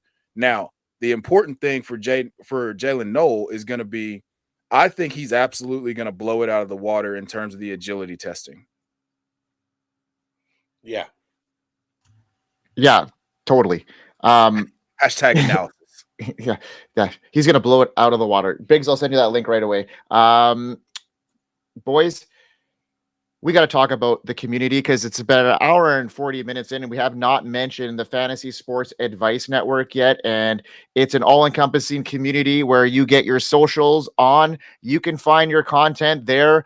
You find us all there on the Fantasy Sports Advice Network. It is where we go. You find Robert De Niro. Hey. And let's get that chat going. Let's get the chats going. You can get all your questions answered on the Fantasy Sports Advice Network. Also got to mention our merch shop, because it is fly. You can get, fantasy football geared sayings on your shirts. You can follow us, get the Fantasy Football Advice Network. Hey, you can swag. get some. Hey, Mike, can we get some gray sweatpants when we go down the cement aisle? Okay. Yeah, you're extra large cement pants, because actually they're called cement pants on the site, because you're gonna need them. They're honestly, I'd prefer a hazmat suit at this point. There you go, because we're going deep. All right, it's a germ thing, Yeah, totally. Hey, here's a question. Now here's a guy. Now here's a question on Jalen Noel. Who would be some teams? We talk about archetypes of wide receivers. There's versatility for Jalen Noel. so he can weave in and out. He can move. He's fungible. He's malleable. But where would he be a good fit as far as a wide receiver room? I'm gonna say, because I know there's some wide receiver needy rooms, and for me right now, I think one of the biggest areas of opportunity for the Houston Texans, I think that he could fit in really nice there. They're looking for a guy, Tank Dell looks like he's going to be shelled for most of 2025. A lot is going to be weighing on Nico Collins' shoulder, and I think a guy like Jalen Noel, he's got the shiftiness.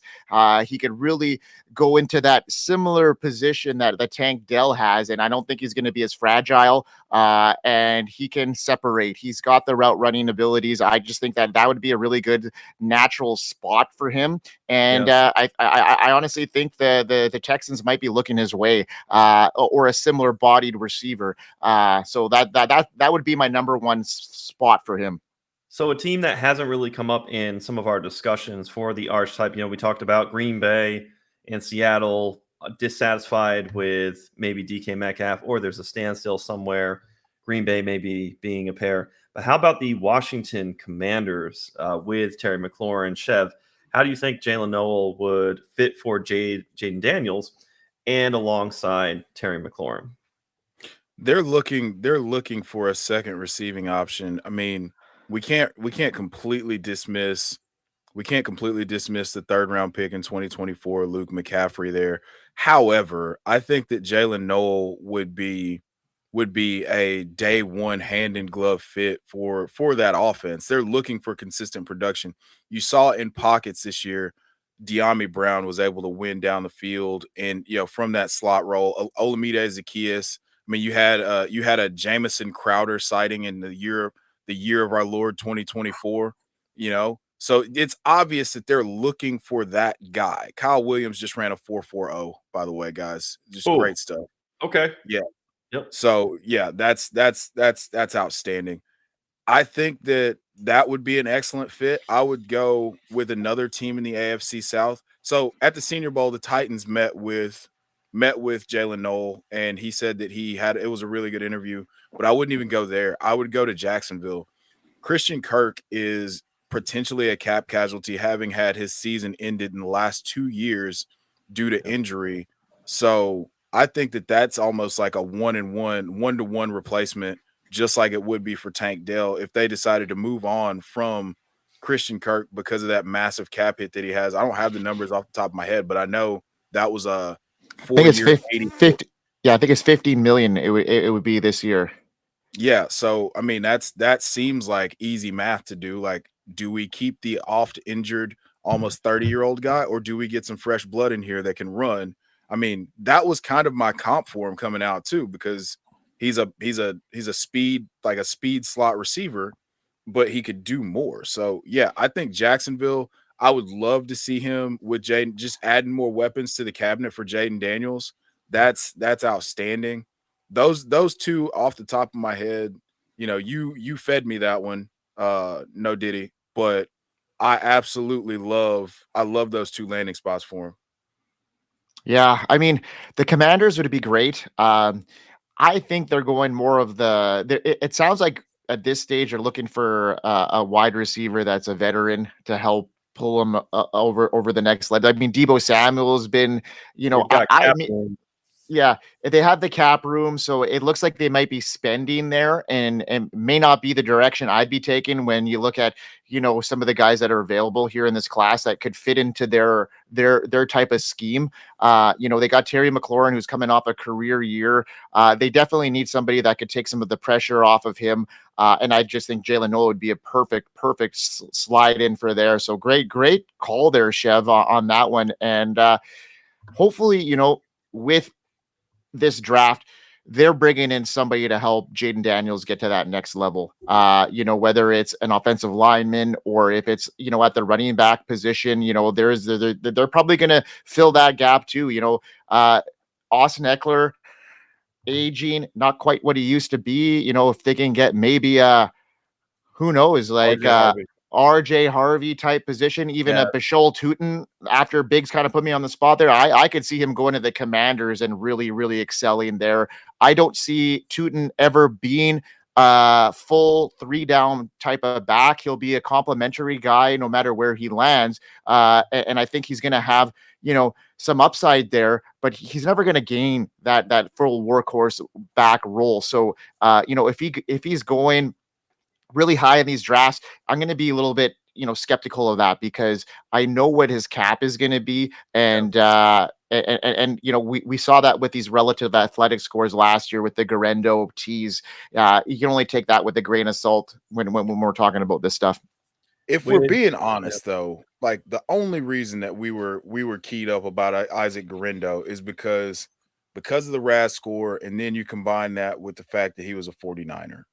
And the weak talent, like in that draft class. It wasn't a very strong draft class when we talk about it. So if we are talking about these guys last year, in this class, we would see quite a few of these guys going higher in the draft, and we're going to see some talent that should probably be in higher rounds in previous years, probably be going undrafted or not drafted at all, right? Did we talk about the breaking news? No. Deebo Samuel just traded to the Washington Commanders. Oh, there it is. We just talked about that. Wow. Are you being for real? Yeah. 3 sources. Being serious? Bradley, Underdog, and my home league group text. Wow. I am 3 sources. Everybody, get your phones. Profiler now. While there's a little break in the action, I do want to say something that I planned to say a long time ago in regards to Harold Fannin Jr. Number one, as a tight end lined up in the slot, he's going to be getting coverage from linebackers and safeties. One of the top 2 safeties in the draft is a kid from Georgia, Malachi Starks. And Harold Fannin Jr.'s athletic score is he had better like short space, small space agility, and he's faster. So even if you have a guy who's like a top 2 safety and you try and put him on Harold Fannin Jr., he's going to get beat. So I wanted to say that. No, absolutely love that point. Also, another thing to note about Harold Fannin Jr. is that on, I want to say 22% of their 12 personnel plays, which means like 1 back, 2 tight ends, he was actually lined up at X receiver for Bowling Green this year. Yeah. So this is not just a guy who you're not looking at him like a traditional tight end in any way, shape, or form when you're talking about what he can actually do, what he's put on film before. So again, laments my point. This is a much better football player than he is just a pure numbers athlete. So fade him if you want to. You're going to regret it once training camp starts rolling around. You hear about him dunking on people and making people look silly in drills all day. If he gets with a decent quarterback, it's over with. Another thing about Harold Fannin Jr. is that his dad is Harold Fannin. That is confirmed that he is Harold Fannin Jr., not senior. It's highly correlative. Yes. Hey, it's funny. We were just talking about matches for Jalen Noel, where he could end up. One of those teams was the Washington Commanders, aside from Terry McLaurin. It's funny enough, in the back of my head, I had been thinking, well, there'd be no way that Luther Burden would be available for Washington when they pick. And it's funny enough, Luther Burden, Deebo Samuel, the archetypes of the Swiss Army knife players. Now we have an older Deebo Samuel. Here's a question. With the Commanders, is Deebo going to be able to reprise part of his prime, or has he been physically banged up to where he is cooked? Essentially, what kind of Deebo Samuel are the Commanders getting? Are they getting 2024 Deebo Samuel or the earlier prime Deebo Samuel? Well, I don't want to abdicate my analysis, nor do I want to embellish. It is an evocative question, and I can only extrapolate, but I'm not going to be frivolous about it. It's very loquacious. The juxtaposition of the opportunity for Deebo, along with the fact that who else in that wide receiver room is going to be able to play that role? We've seen De'Ami Brown do something of it's not the same, but he is the close to the line of scrimmage guy, right? I think that they're going to be able to do more with Deebo Samuel than they can with De'Ami Brown.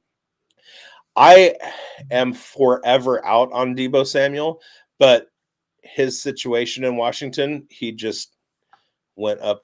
He just rose in my rankings a couple spots.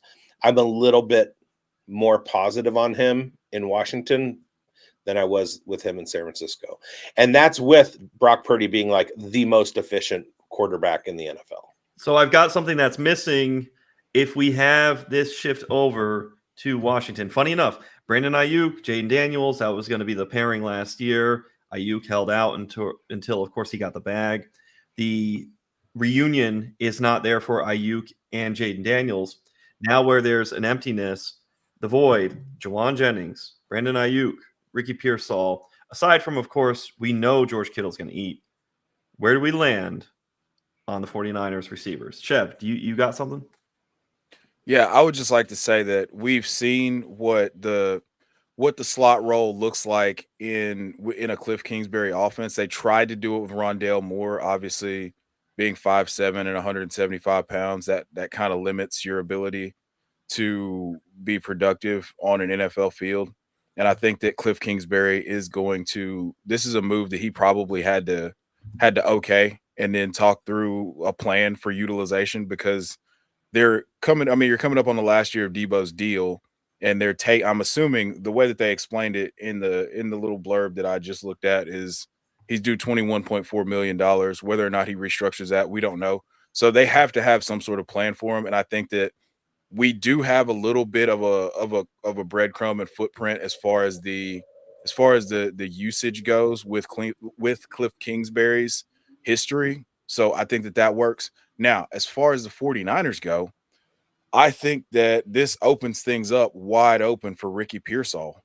I mean, you've got Ricky Pearsall, you've got Jawan Jennings, you've got Brandon Ayuk, who's the big money guy. They've said that they're trying to trade Ayuk. Did the organization say this, or did we just have like rumors? Because the organization said that they're open to moving Brandon Ayuk. Question, was that to throw off and gain leverage to make it appear like there was a wide net? How would I know that? You were there. You were there. The problem is I was in Kyle Shanahan's mind. You're part of Lumen Technologies. Your Audi is less akin to trading Brandon Ayuk's 4-year, $120 million contract. I got to know what. Okay, I have Brandon Ayuk on a couple dynasty rosters. Is now the time to spring and sell, or should I wait until there's good health reports? When is the proper time to cash out on Brandon Ayuk, or should I be reticent in dealing Brandon Ayuk and keep him on my squad? Don't be frivolous. Hang on to him because the time to trade him is when we get reports that he's staying with the 49ers and he's the dude. There's no Deebo Samuel to kick around anymore. Or B, he does get traded and somebody invests a whole lot, like the New England Patriots invests a whole lot in bringing him in to be the guy there. So I feel like his value is only going to increase now, depending on situation. The other end of that, Ricky Pearsall. When would be the market to sell? Is this a false flag towards his value skyrocketing and now's the time? Or do we think there'll be another window of opportunity throughout the offseason or into the season for Ricky Pearsall? I was going to say I'm not the one to ask because I went into the 2024 season going, why the hell did Ricky Pearsall get better draft capital than Jacob Cowing? Ricky Pearsall had one of the lowest unscores in the last 10 years among wide receivers. There was no reason to believe he was going to do anything, and his sample size of success in 2024 is very, very small. So there's not enough for me to go on to say that he has arrived. So I can't make a statement positive or negative about him. I have to see more. Hey, Mike, we're talking Deebo Samuel gets traded to the Washington Commanders. We're at the point, though, now where we're discussing Ricky Pearsall, Brandon Ayuk, optimal windows to sell, if now's the time to sell or not, and who is the guy shy of George Kittle. So we've been on the Washington end, and now we're over here on the San Francisco end. So it sounds like I do have to say, though, that it did just coalesce in my head. Not knowing about future performance, not like having that kind of take yet, I will say that just looking at it in terms of a value perspective, his value just increased. And if you are looking to get rid of Ricky Pearsall, now would be an okay time to do it. Yeah, I have a team that I've got Ayuk and Pearsall, and I'm wondering when the word got out that Ayuk could be traded, granted it's become Deebo Samuel now in fruition, that Brandon Ayuk, I could take an advantage somehow of an exiting Ayuk, which seems to be put on pause. So I guess, like you say, hold on for now, because there's going to be some prompting, some pulsing towards us having action. It's just not there yet. I like if you ask me, like, who am I going to be targeting potentially in the 49ers offense? I really like this now for Jawan Jennings. He came in last year. He had some really good metrics.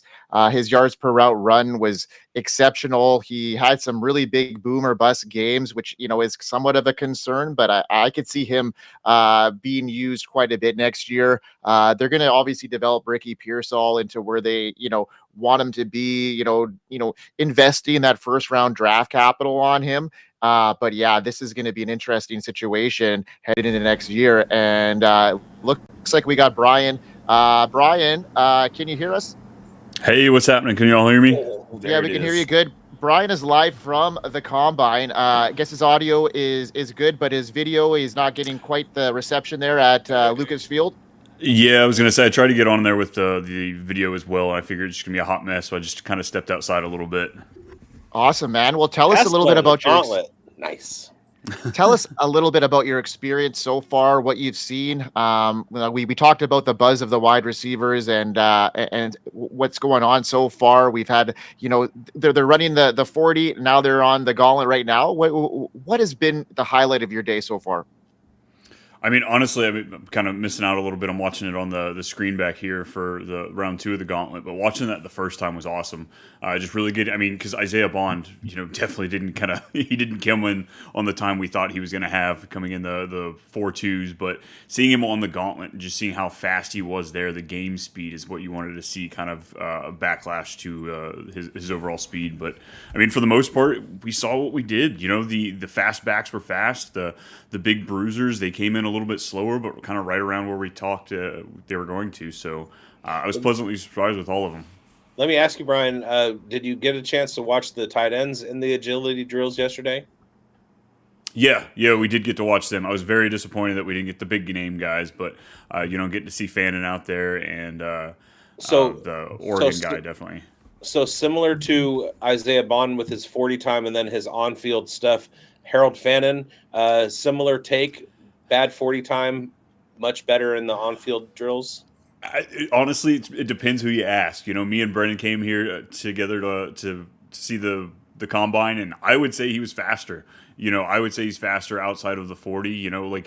It was those first 3 steps in the 40. You could see that he was not a track and field guy. Look, right. I'm also 6'5", or I mean, I guess that's a little taller than him, but I'm long, I'm gangly. We don't move quickly off at the start. Not a lot of guys do. So that's kind of what it was. But once you saw him out there moving, I thought he did. Brennan, he doesn't. He's kind of out on him. Well, we're not asking him. We're asking you. And, absolutely, that's right. And he did hit 21.5 miles an hour while he was running that 40. So I'm not worried. That's been the theme, I think. Love it. So, Brian, what about the running backs? You mentioned, the bruisers did what they did. The lightweight guys did what you did. We had DJ Giggins just show out. We had RJ Harvey have a strong showing. We talked about Dylan Sampson not running the 40. What comes to mind to you with the running back room from what you saw today that really stands out that our viewers can get a good grasp on? Honestly, I feel like as we get closer to the draft, it might be less hot takey. But the fact that I saw that behemoth, that giant man that is Omarion Hampton, go out there and run a 4.46, in the right spot, he might be RB1. Draft spot land, like where they land, says so much about these guys when it comes to rookies draft. But this dude, I'm so excited for him coming into the NFL. What about Quinshawn Judkins? Hey, the hype's real. I loved everything we got to see from him. Him moving out there, him running out there on the 40. Just being here in Indianapolis, there were so many Ohio State fans in there cheering for him. So definitely we had some rattling when it came to him. But the burst was there right off the beat. And, Were they cheering for Travion? Oh, yeah. It got pretty funny there at the end with Will Howard. So they started cheering really high for him. And then the response, the Indiana fans started booing him. So there at the end, when they were doing all the deep throws, when he was missing them on those back-to-back, oh my God, the stadium was just roaring with boos. Got a feel for the kid, but it was quite funny. Now, staying with the running backs, we want to talk about. I've been trying to match this pair to a team, specifically Las Vegas, but I think they would make a good duo no matter where they go. Raheem Sanders and Bashal Tutin. What are your impressions of those two guys after what they did? Hey, you know what? I watched the show Fantasy Forecast, and I've heard Tutin being talked about a little bit on that show. The speed is electric. The hype is real. So I'm really excited to kind of dive more into this guy, this Virginia Tech player. He's probably going to be a day 3 player. The speed might have gotten him into day 2. Awesome. But I'm really pumped. I'm really excited for more Tutin. What about Rocket Sanders? Oh yeah, good Rocket. I mean, he shot across the field there, right? Another guy, one of these late backs that I think that's the unfortunate thing is we have so many later round running backs that might not get a shot because there are just so many great running backs in this class. Yeah, if they were in last year's draft and chairs. Yeah, 100%. So it's official now that it looks like Matthew Golden ran the fastest 40 time in the wide receiver group at a 4.29 there, Brian. What was the feeling in the stadium when he did that? Because it must have surprised a bunch of people in the crowd there. Oh, the murmurs that were happening when, the guy that was supposed to run faster didn't, and his teammate's the one that beat him. Yeah, it was definitely kind of funny just hearing all the backlash. Essentially, if you were to scroll on Twitter, that's what you were hearing all around the whispers. Wow. So that sounds kind of like my Senior Bowl experience with Elijah Arroyo. Just one thing happens and then that's all. It's just like murmurs for the whole rest of the day or weekend or week or whatever. I want to talk about another wide receiver who I think is absolutely smashing this combine and moving up some people's lists, and that's Dante Thornton Jr. from Tennessee. Tennessee has gone through a period where they've had a couple of wide receivers that have come out that were pretty big deep threats. We kind of get the book on that Tennessee offense. Is he going to be a guy that's able to kind of carve out another Tennessee wide receiver legacy? Because he's very much off the radar, but the dude is fast and he led FBS in yards per reception, yards per, it was 24 and a half or something like that. He's an absolute monster when it comes to deep balls. Is he getting any buzz at all? What did he come in at? I think it was a 4.3 is what he ran. Definitely some talk with those burners, but I feel like there was a good amount of, chatter, at least in the fantasy space, about these really fast receivers, how a lot of them just don't turn out. So I think it's one of those, does he give us wide receiver 3 production from time to time, or does he actually give us something that we can depend on in that flex category? I'm not sure, but more than excited to see where he lands, just because these Tennessee guys, they've left us wanting a little bit more than we've gotten from them. And they also seem to come out of nowhere. It's really weird how you have that juxtaposition. 100%. Brian, who are some guys that we haven't really asked you about yet that caught your eye? Okay, so Felton, Daquan Felton from Virginia Tech, Not the wide Ty, receiver. Daquan. Oh, okay. Yeah. Okay, so he ran a 4.5, but he's a bigger guy. He looked. I'm really excited to dive more into him. Like, he just looks the part, especially on the gauntlet. Just the way he is catching the ball, like the feet never stopped. A lot of those guys that we were like Bond, even we saw him out there. He was leaving his feet a lot more for catching some of those balls on the gauntlet, and he wasn't just staying true on his speed. I mean, despite him hitting some of those top speeds he did, but Felton was definitely a guy that I found me in the group that we were huddled up with, kind of murmuring about a little bit. Nice. That's awesome, Brian. What about Trey Harris? We had a good conversation about him. We really liked the way he showed out today. Maybe his 40 time wasn't as fast as maybe some of us thought he'd get to, but in some of the other drills, he really looked great. What are your first impressions on Trey Harris? I think that's really what the consensus seemed to be. Everybody was really excited to kind of see him out there, and he didn't let down. But yeah, with his 4.54 40 time, I think we just wanted a little bit more there, just to kind of really put an exclamation on him coming into the draft. Yeah, and that's kind of been the consensus here on the show there today. So, what about? I'm going to talk about potentially. We didn't really talk much about Tootin. You did a little bit, but over 95% percentile in the three major testing areas. Where do you see him going in the draft? Do you see him raising his draft stock quite a bit after today? I think potentially. So that was the unfortunate part. Brennan and I actually, just about every running back we got the opportunity, we kind of pointed out like, hey, a lot more NFL teams are going into multi-back form. Like, what running back would you want to be paired with? And a lot of the guys like, oh, I don't need to be paired with. I can run fine. I'm like, well, that's not the damn question, dude. Right? We want to know who you compliment here, And it was funny. It was a lot of the what was probably going to be day 3 guys that were giving us actual answers, And Tootin was one of them. And I believe he said Joe Mixon. Joe Mixon was said quite a bit, but I believe he said like he'd want to be paired up with somebody like that, and he could really compliment in that area. Oh man, Brian, I wish you could have been here. I don't know. Now we're on past 2 hours. Well, let's just call it about 38 minutes ago. We were talking up Tootin as a compliment to Joe Mixon. So man, no way. No, it was you. It was you. It was you, Coach. Take that.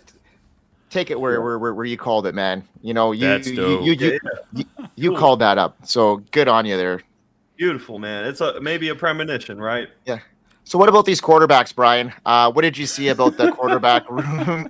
Yeah, you're laughing because what happened there today? It was not great. I'm not gonna lie. We got to the point where we were talking about what's his name, Max Bowser or Browser? Yeah. We were talking about him for a bit because he was throwing more consistent balls than some of these guys. Like when they were doing the out drill, there were more what would have been interceptions than not. Like just these throws that were like back shoulder, even though it's an out. Like it was just poor ball placement left and right. Every now and then we get good ones from these guys, but like you can tell that this is a weak overall class. Jackson Dart obviously raised the most eyes. Killed it there with as y'all saw with those intermediate passes, but like the deep ball, I want more. He doesn't use his legs when he throws the ball, so it's all upper body strength. So we're not getting like the depth that he could truly throw it. I feel like if he used his full body. Biggs, you have anything to add to that? Right now, Dart? Oh, sorry. Well, I mean, I was kind of distracted while we were talking, and so I didn't watch every rep. The one pass that I saw him throw was probably his first deep ball that he threw, and it was a very nice ball. And then he has the deep ball stats to go with it. We know what he can do in the short and intermediate game, and obviously, like he's going to look the part. So I'm not worried about him. And there is a lot of context that we can take from Brett Coleman at last year's combine, where he was talking about J.J. McCarthy, and I've mentioned this many times. Brett Coleman was standing next to the coaches when J.J. McCarthy was throwing, and every time they said, put the ball here, he was doing that. Meanwhile, the narrative coming away from it was there were so many drop balls, missed throws, etc. And Brett Coleman's point was that was not anything to do with JJ McCarthy. He was doing exactly what was asked of him, putting the balls in the small windows that he was supposed to. It was the lack of a relationship with those wide receivers and the fact that a lot of them were rounding off their routes and not getting to the catch point quick enough. That's kind of what went into the narrative with JJ McCarthy rather than the actual performance. And so it's hard to take away from watching the drills whether or not Jackson Dart was doing everything that he was supposed to be doing, just because of that the disconnect with the wide receivers.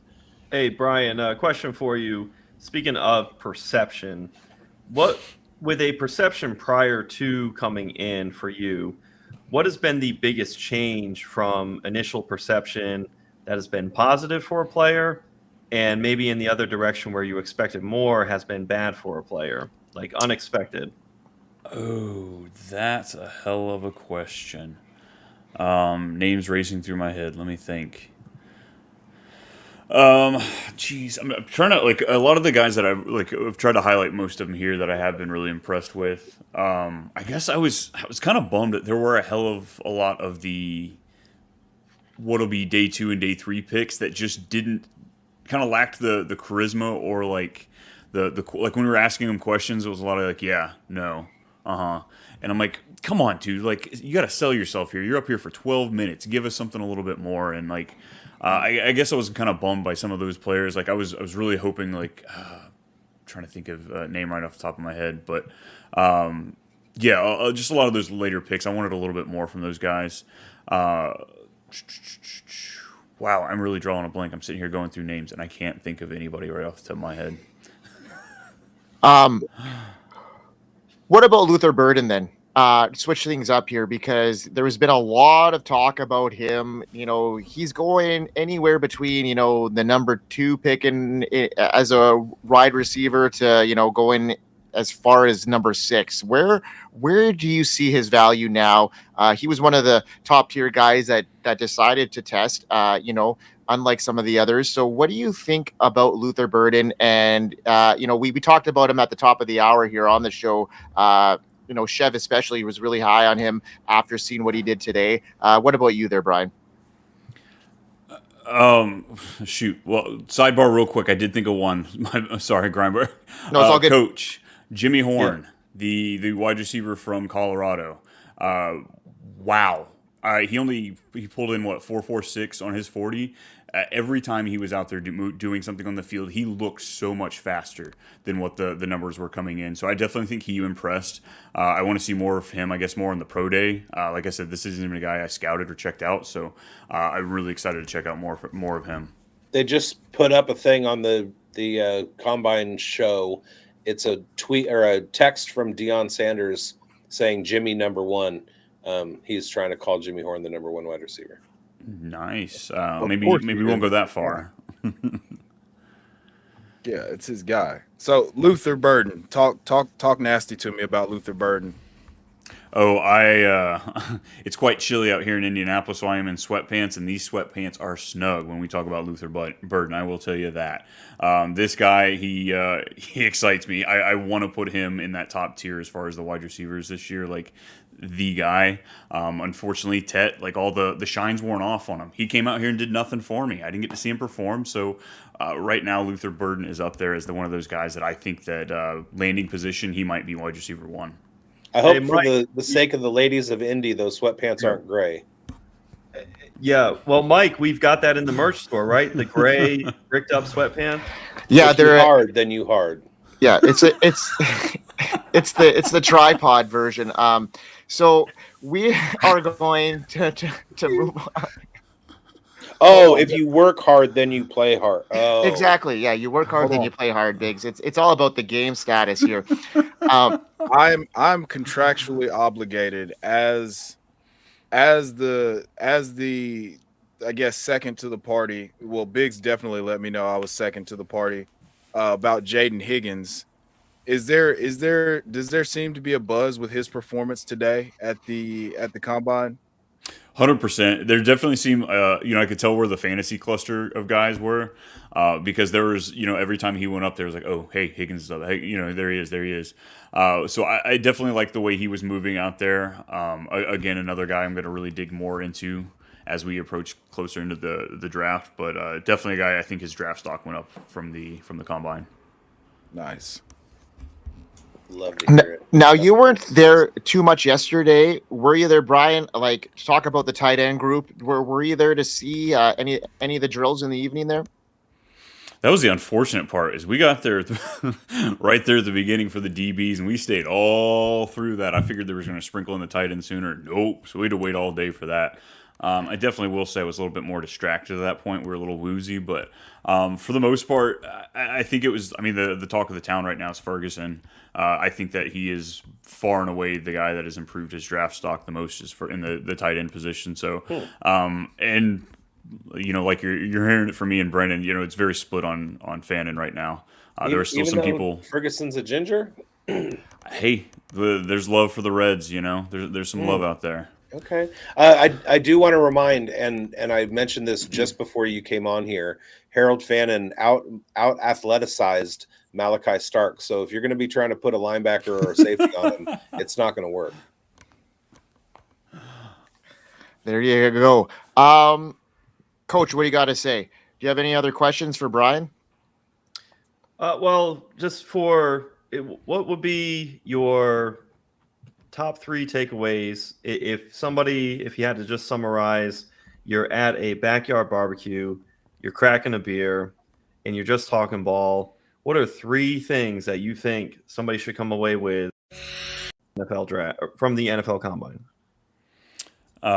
Well, if you're looking at it from a dynasty perspective, you can't go wrong with the first 12 picks because there are running backs aplenty, and I don't think we're going to have a shortage with that. Last year was a pretty good hit rate in the first round. I think this year is too.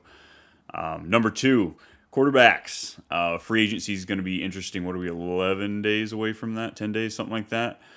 Because I'm just not as impressed with the quarterbacks, just overall this year. I think we got spoiled last year getting as many as we had 6 go in the top 12. And so many of those guys already look pretty good.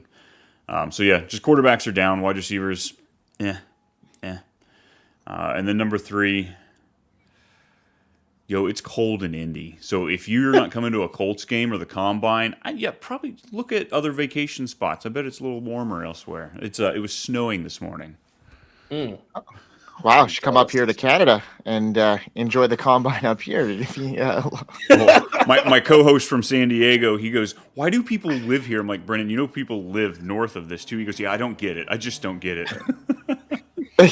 Since I moved from Anchorage 12 years ago, I have not once complained about the cold because girlfriend works in the Arctic Circle. So no longer allowed. Yeah, that's way worse than where I am. That's awesome, Biggs. Not most of the time, it's not though. Yeah, no, I got it pretty damn cold here. I'm in a pretty flat area where the wind coming from the Hudson Bay gets us pretty damn cold every day. Yeah, Biggs, you got any more probing questions for our main man Brian before he gets back into the Combine? No, I'm just excited that we're gonna go back to just as much Brian as we need. Yeah, because sometimes it's too much Brian is just way too much. You're telling me. I would like some more Brian, please. Brian, Chef, go ahead. Before you go, Brian, what's the temperature on Caleb Johnson? I've been a Caleb Johnson. I was a Caleb Johnson denier, and then I reformed myself into a believer in Caleb Johnson, and then he goes out. What's the temperature on Caleb Johnson after a disappointing 40 time today? Yeah, that was my big takeaway. I was really excited about him. People were talking about, oh yeah, he should fare pretty well. There's some agility to him. There's some explosiveness, and I'm pretty sure his second attempt was actually slower than his first, or maybe improved by like 0.01. But it just was not the showing I was hoping to get from him. I know there's been buzz with him kind of being in that talk of like the top 4-ish backs, and I think he might have just fallen outside of that. There were some great showings here between the Ohio State guys, the Omarion Hamptons, and of course Genty, who just left us teased us a little bit without showing on the field. He fell to 5. I did think of another question. So right around the Senior Bowl and my post-Senior Bowl analysis, I made a comment about how sometimes you win without losing. Was there any confirmation bias where you expected to see somebody come in and not necessarily blow everybody away, but also didn't really do anything negative to kind of like plummet their draft stock? Kind of those middle of the road. Are there 3 or 4 guys that you were like, yeah, okay, I see that I had them in the 6, 7, 8, 9, 10 range, and they acquitted themselves nicely. They are in the 6, 7, 8, 9, or 10 range. Yeah, there were a few guys. Jordan James, the running back for Oregon. I think he's got a decent chance at giving us some fantasy output in the NFL, and just seeing him kind of go out there, he did exactly what I thought he was going to do. So I think he's, cements himself as a question mark in the day 3-ish category, maybe day 2 if we get lucky. Who else do we have? I think Jaden Higgins falls in that category too. Everybody else was really pumped for him, but I feel like there's been a lot of talk about him already. So I kind of felt like, he's sitting right where he should be. Right. Excellent take. Who else? Last guy. Oh man, let me think. Jalen Noel, Iowa State. I've grown a small soft spot for him. One of those like later guys. Like, do we get a nice little darling play out of him? So I think seeing him go out there, he definitely didn't do anything to hurt that. So I'm excited to see how his offseason develops. All right, last question for me. How close a look did you get to Jalen Royals' thighs? Oh, they're meaty. Yeah. The security slapped my hand when I reached for him. He carries his strength in his lower half. He'd carry me in his lower half. Oh my God! All right, I got a question for you, here, Brian. Merch store, guys. Yeah, we are flying. We got to get brick euphemism.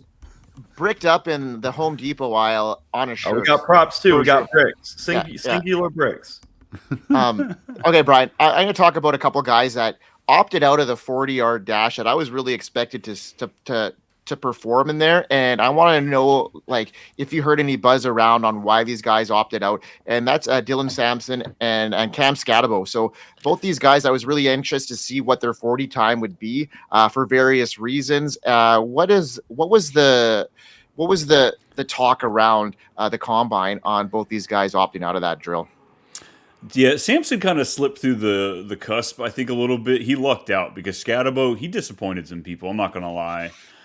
There were a lot of some shade thrown his way when we kind of found out, because I don't think really anybody found out until it was happening that he wasn't going to be out there. So pretty bummed.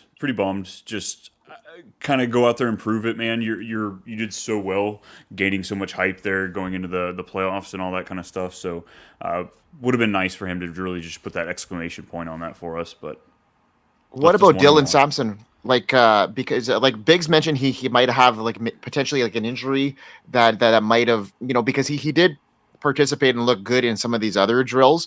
So what's your take on that situation? That's interesting that he said that. I want to find out more. Biggs, come on, hit me with the news, man. I didn't say that.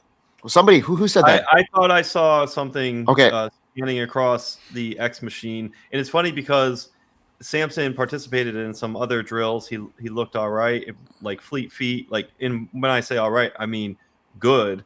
And we spoke to Brian the fact that we're hoping that this will keep the scent off somebody like Dylan Sampson to keep his price in these rookie drafts where they're at and on Underdog and Best Ball. Keep him in that same space. Right now, a 13th round pick on Underdog, double-digit rounds, plenty of value.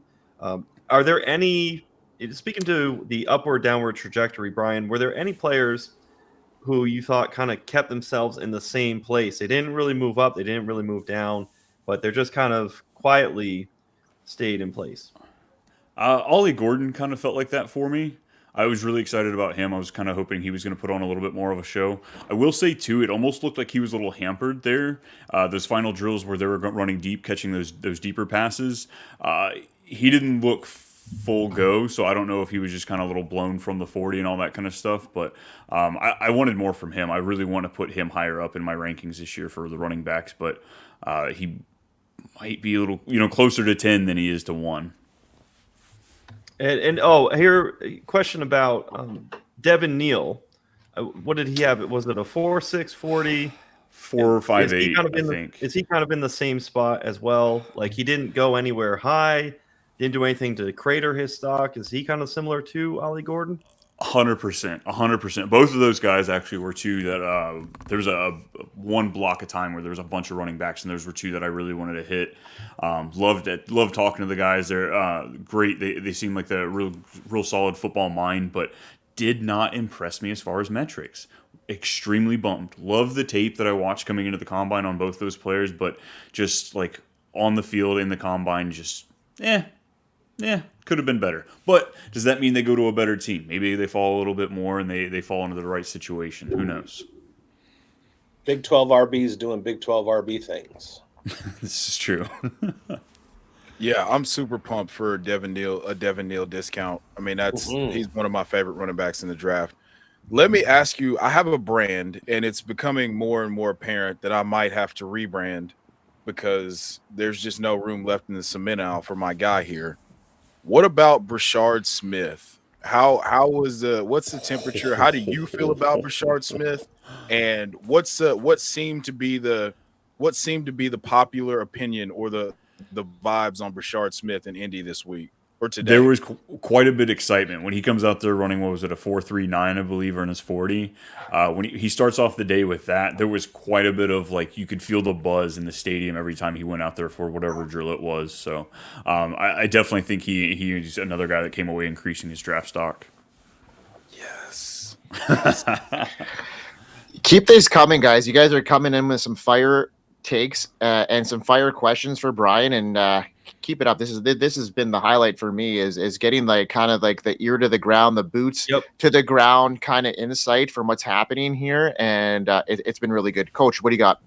I got something for you. Dynasty Dustin, all22_FF on X. He does work with us at Player Profiler. He just put up a tweet, and it's very insightful because it's funny. There was a 5th round pick that got sent in exchange. Deebo Samuel, the Commanders. I imagine there's plenty of money that the Commanders are taking on in order to make that a quote-unquote just a 5th round draft pick, right? But Dynasty Dustin makes a joke about 40 times on these players and Kyle Shanahan snatching up a 5th round pick. But here we go. We have speed scores. Basil Tootin, 118.3. That's in the 98th percentile. Montrell Washington with the 112.1 in the 94th. And Omarion Hampton, 111.7 is in the 94th percentile. It's rounded out by the next 3, DJ Giddens, Quinshon Judkins, and Raheem Sanders. We know about Omarion Hampton, Brian. Can you speak a little further to, and we've gone over Basil Tootin, but can you speak a little bit to Raheem Sanders and the type of running back you expect him and fit in the NFL for him at the 91st percentile, 109.7 score? Raheem Sanders, tell us about what you're kind of picking up. Unfortunately, I think he kind of fell through the cracks a little bit more. I do remember seeing him out there on his 40 time. He did pretty, he was another one of those sub 4.5 guys, but I don't remember. I'm trying to think of why. He was rocket fast, wasn't he? Yeah. Was it he had his name for him? Wasn't a 4.38? Wasn't it a 4.38? Yeah, I'm trying to remember. 4.47 for unofficial for Rocket Sanders. But okay. So he was projected to run a really fast 40, but he also came in about 20 pounds lighter than his listed weight at South Carolina. Oh, that yeah, okay. That makes sense. But his speed score was top 5. Another guy who we talked about earlier in the show, 12th fastest RB shuttle time since 2003, and that's Taj Brooks. Did he stand out at all to you? He did, and again, it's a little biased from you. He's out there at Texas Tech, so definitely had to ask him some Lubbock questions. Just me being from out there when I talked to him, but I was pleasantly surprised with him. I think he's going to be a decent back. You know, again, another one of these guys that he's going to be part of a puzzle as far as an RB room. But I thought he went out there and performed pretty well. Good. And I would I got a guy. Oh, sorry. Keep going, Biggs. I was just going to say I would like to invite everybody to keep not talking about Trevor Etienne. Dude had some great catches. Right? Loved how fluid it looks like coming into his hands, despite some of those balls being off target. I think he had 2 or 3 like readjustments that looked really good. At the Senior Bowl, what really impressed me about him was his receiving ability.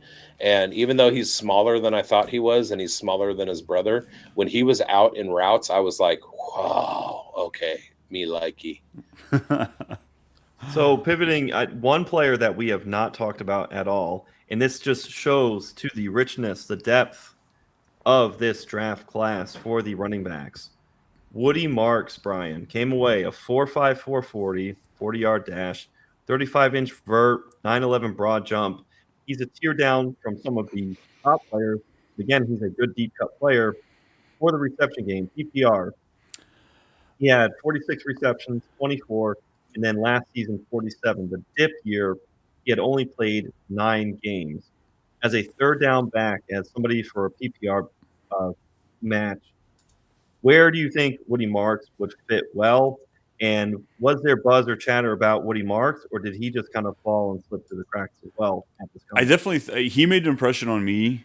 Just another one of those guys, kind of like ETN was, as far as out there on the receiving game.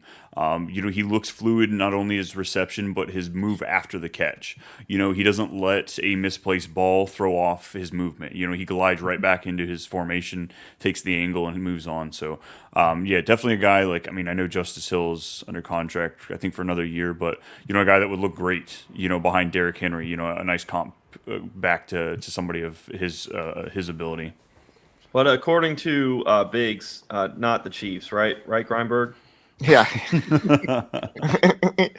I got a question about these quarterbacks here, Brian. Jalen Milroe, Will Howard, they both struggled mightily today. It's like they're trying to struggled. He grew his hand by over an inch. You're talking about struggled. They struggled today. And what are your thoughts on that? Who got the edge in probably the race for the QB4? I don't know if there's going to be a QB4. I think we might go from QB3 to QB5 in this year's like just draft selection, because it's hard to say. I think every one of those guys made multiple throws where like, wow, that looked good. Like Quinn Ewers, I'm not a fan at all, but like he had a couple balls that looked pretty good. But at the same time, he had a couple ones that were absolutely horrendous, and I think that's fair to say for just about every one of those quarterbacks out there. Well, you know. He was throwing to Gunnar Helm all year, so I guess that might have something to do with it, I guess. Yeah, that definitely messed him up a bit. Well, here's you have to wait on a guy to, you know, have a speed dial to make a cut. Like, yeah, it's not gonna be good. Or like you're trying to dial him up and you're using the old rotary phone, right? Like just waiting and waiting. Yeah, maybe he's gonna turn around now. Hitch route. Here we go. So we had talked, Brian, about at the beginning, at the top of the show, the quarterback dynamic towards Sanders, Ward, and the beauty of Jackson Dart. It's a linear path in a different direction, in a different way for Sanders and Ward and Dart, as all three seem to be on the way to first round and very high first round draft capital. Can you speak to the impact and the benefit to Jackson Dart getting more of that vivid exposure, isolated from Ward and Sanders? I mean, yeah, he kind of put himself out there. Like I said, with most of the other guys, they left you just wanting more in some of these performances. So, like, the fact that Jackson Dart was so consistent when he was out there throwing the ball, I think it just really showed you, like I said, it supplanted. We got a QB 1, 2, and 3. And I don't know who the hell 4 is going to be, because like he drew the line. There's a huge tier break, a line drawn in the sand. But I was pleasantly impressed. He did all the things that I've read about. He's great in those short to intermediate passes. He moves fluid. He's even in the media room, like he commands the room. He does a great job as a leader and holding that well. So I don't think that that's going to be too much for him to take on to be a franchise guy if he has the skills to back it up. His football IQ is, as far as like knowing systems, just because of the movement that he made in the systems that he was in, and knowing what defenses are throwing at him and stuff like that. That was really impressive in the interview portion at the Senior Bowl for me. I was like, okay, this guy is on it. He's not just like some dumb kid. He knows what he's studying out there. It's almost he started as a 0-star recruit and went to 3 schools and owns all the college football records all time for passing. It's almost that good. Coach, what do you have to say there, bud? I do remember Jackson Dart.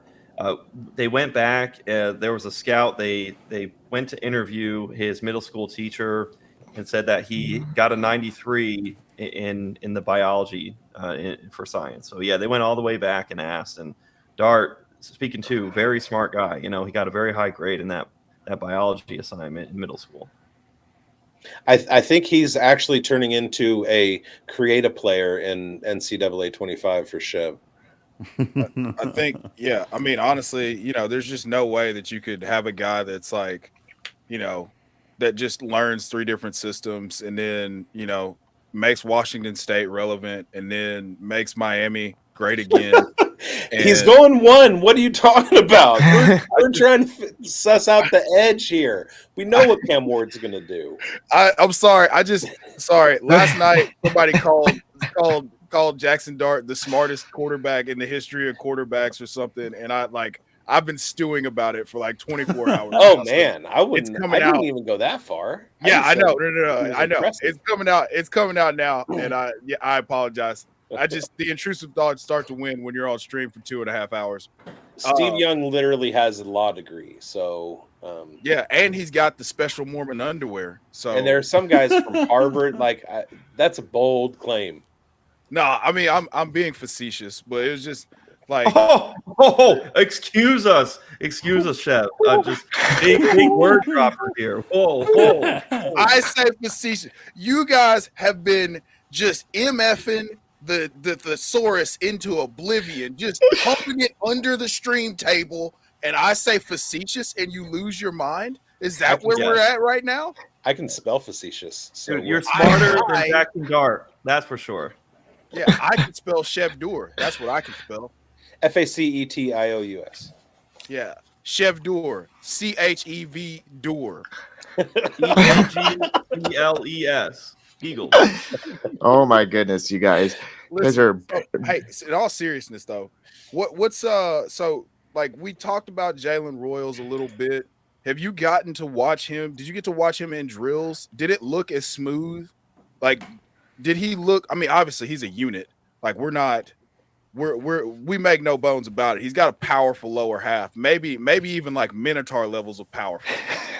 However, like we're getting into the drills now.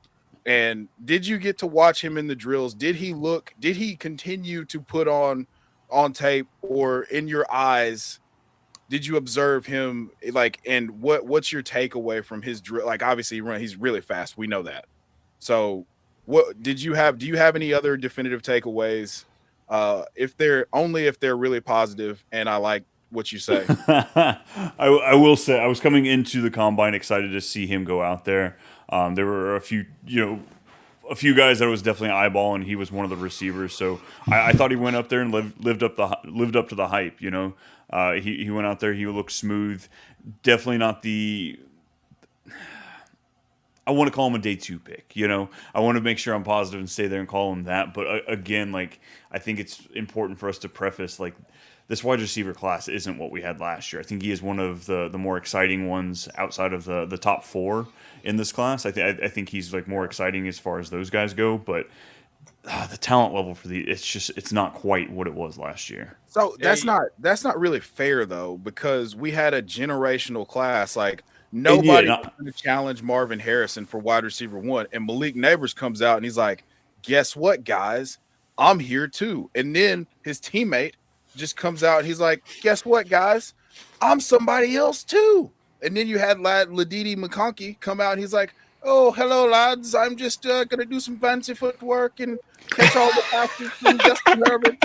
And like, there's no way that we can fairly compare this class. Like, last year's receiver class is this year's running back class. And I think we have to adjust our eyeballs and expectations as far as that goes, right? I think I want to push back a little bit and say that if we take the top 6 rookies from last year, I can find an analog in this class. That's not to say that it's 20 deep like the running back class, but there's a lot of talent here. I think Jalen Knoll has a chance to be in the conversation in the top 5 or top 6 out of this rookie class production wise. Jalen Royals. Now, Brian, I want to know if you're on the same page as me. The first thing that popped into my head when I first laid eyes live on Jalen Royals was, boy, thick. But he's also coming off an injury, and he was not playing at 100% at the Senior Bowl, and that there might be some carryover too. I thought Tootin wasn't going to run the 40 based on his injury, but he absolutely crushed it. So maybe Jalen Royals is fully back, but also if there was some slippage, we can attribute it to injury recovery. But I do like a lot of wide receivers in this class. I think Ted McMillan and Marvin Harrison Jr., maybe not profile wise as far as historically, like with Marvin's bloodline and some of the things he did at Ohio State. I think as 101s in the wide receiver class, I think there are a lot of similarities there. I think you have another guy who comes in with first downs per route run and yards after the catch and yards per route run, and they kind of match up with where Malik Neighbors was.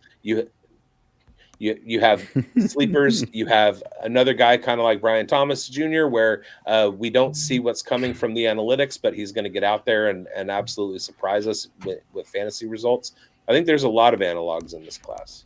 I'm not like, okay, so if we put these two classes together, how far down do you go before you take a guy in this class? That's interesting because I think I would take a Trey Harris and a Jaden Higgins like right in the 3, 4, 5 range. There's zero chance that you would take Jaden Higgins over Brian Thomas Jr. Not based on last year's performance, but if going into last year's draft knowing nothing except what we knew, I absolutely would have had those guys higher than Brian. I was team BT higher than Adunze too, though, because last year going into this draft, we had Adunze though, so that's why he's not including in that. We had Neighbors, we had Marvin, we had Adunze, all in that range, and I was out on a whole lot of them except for Malik and Ladd. So, like, I'm not the one to ask that question because I'm weird. I guess it's full of analytically driven bullshit. I guess it's more so I want to have the mindset of like treating wide receivers the way we should have treated running backs last year. Fair. We knew we didn't have great running backs last year. We knew the situation was grim, but as we got closer to the draft, we got through the draft, we talked ourselves into, take Brooks aside just because of the injury, but like, the Trey Bensons, who was the other hot commodity with him? You had Jalen Wright. Yeah, Jalen Wright. Lloyd. Lloyd. That was an injury one, so that could have been a miss there. But just like, I guess that's the way I want to see it. I don't want to overhype some of these wide receivers because, like, this is the 5th wide receiver in this class, so I can take him early. When I say early, just ahead of where you should. Like, there might be a lot more running backs that need to be taken before we get to wide receiver 5. Actually, that's just enough Brian and not too much. I like that. Brian, you have not been too much today, which is, outside of your realm. So, beers get cracked in 15 minutes. Don't you worry. That's why you're anxious for it, guys. Hey, what beer are you going to crack? Hang on. These are the important things, Mike. And O'Doul stuff. Oh, it's been Stella all weekend, man. Oh, Artois. That's a beer that is like in Belgium. It's like their tap beer, their low bar beer, but I like them stanky. Anywhere else, you're paying a premium. It's a premium export. I sell the Stella 25.2 ounce cans, and they're beefy. Oh. They're bricked up in the cement aisle, in the Home Depot aisle. It's good. It's Home Depot's a store, Mike. There's no single aisle. There's just the cement aisle in Home Depot or Lowe's or a lot any of wood. of your hardware A lot stores. of wood. Let's just And say A lot that. of wood, but only one And cement if we're being aisle. pedantic, it's probably the concrete aisle. Yeah, you don't want to go to the penultimate aisle. You want to go all the way to You the don't end. want to go to the whole penultimate. perimeter. Yes, you want to That be word in, is mellifluous. I don't Oh know. my Hey, God. don't be facetious about it. Yes. Oh, I don't. I feel like I jumped on the spelling bee, not the Yeah, combine. Hey, I need to give Brian some credit. He did say preface, and he just dropped it beautifully. So, I mean, gets that's throughout the points. that's 2 syllables. I was going to say it's only a 2-syllable. I think underrated though. Absolutely 100%. underrated. Hey, I'll We take call credit them where I s- can. We call them syllables here. I'm sure you do. You're putting the emphasis on the wrong syllable. Listen, hey Brian, real quick, jumping back to tight ends. Oronde Gadsden II didn't run yesterday.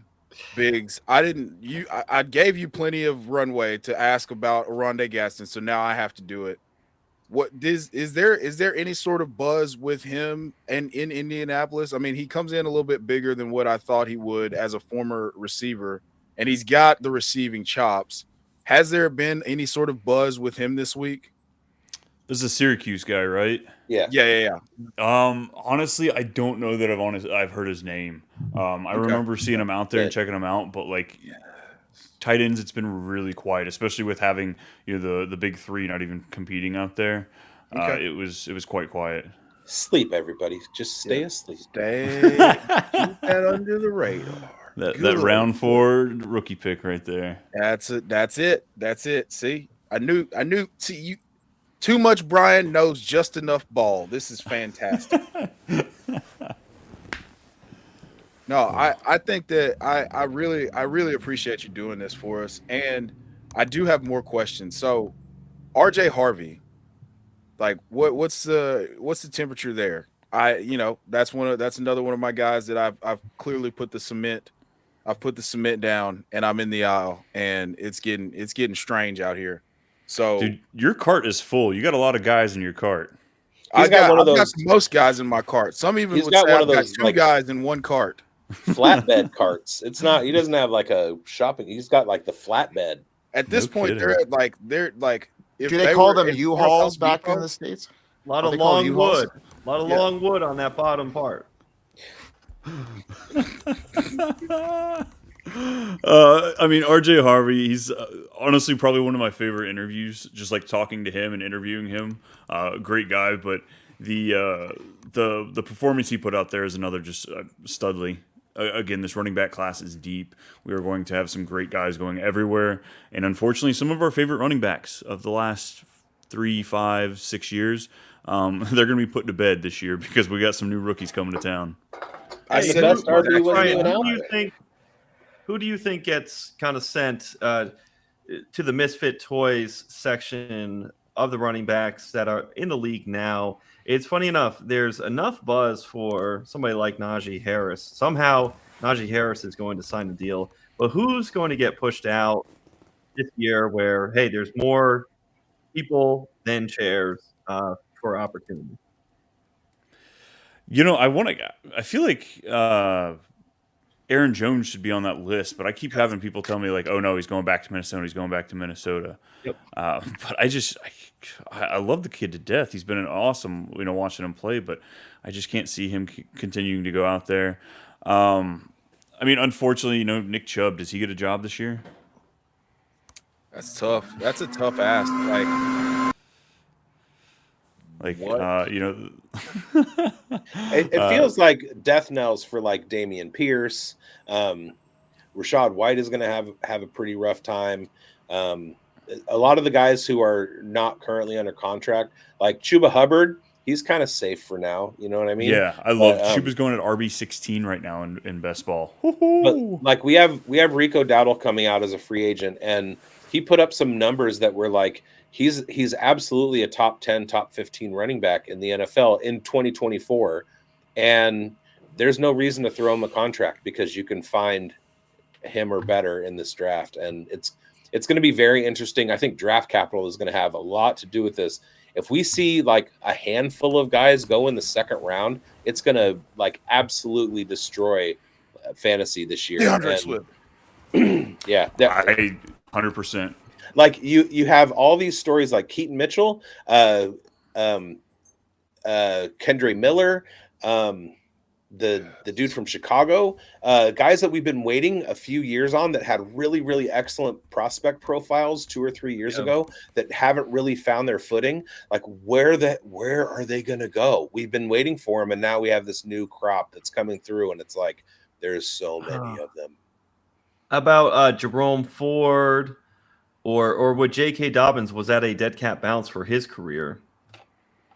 Unfortunately, he's going to have to take another, $50,000 a year contract. Yeah, guaranteed $50,000 guaranteed after 1,000-yard rushing season, essentially in 13 games. That's rough. Jerome Ford, that's another excellent point. Jerome Ford is an excellent point. I mean, A.J. Dillon is a backup, but he's probably cooked because I think he went back to Green Bay on a 1-year deal. And you've got Marshawn Lloyd. Yeah, Tony Pollard seems safe because a lot of that deal, we're going into year 2 of that deal, but they could very easily add somebody. And probably a heartbreaking one, Javonte Williams is 24 years old going into free agency, was once looked at coming after his rookie year that he could be, a top 10 plus back. And he may not, he won't sign to be a starter. 24 years old. There's still something there. There still could be, but career's done. He'll be a backup for a couple more years. He and then he's out. was Omarion Hampton before the backbreaker before Omarion Hampton. Yeah, injuries hurt a lot.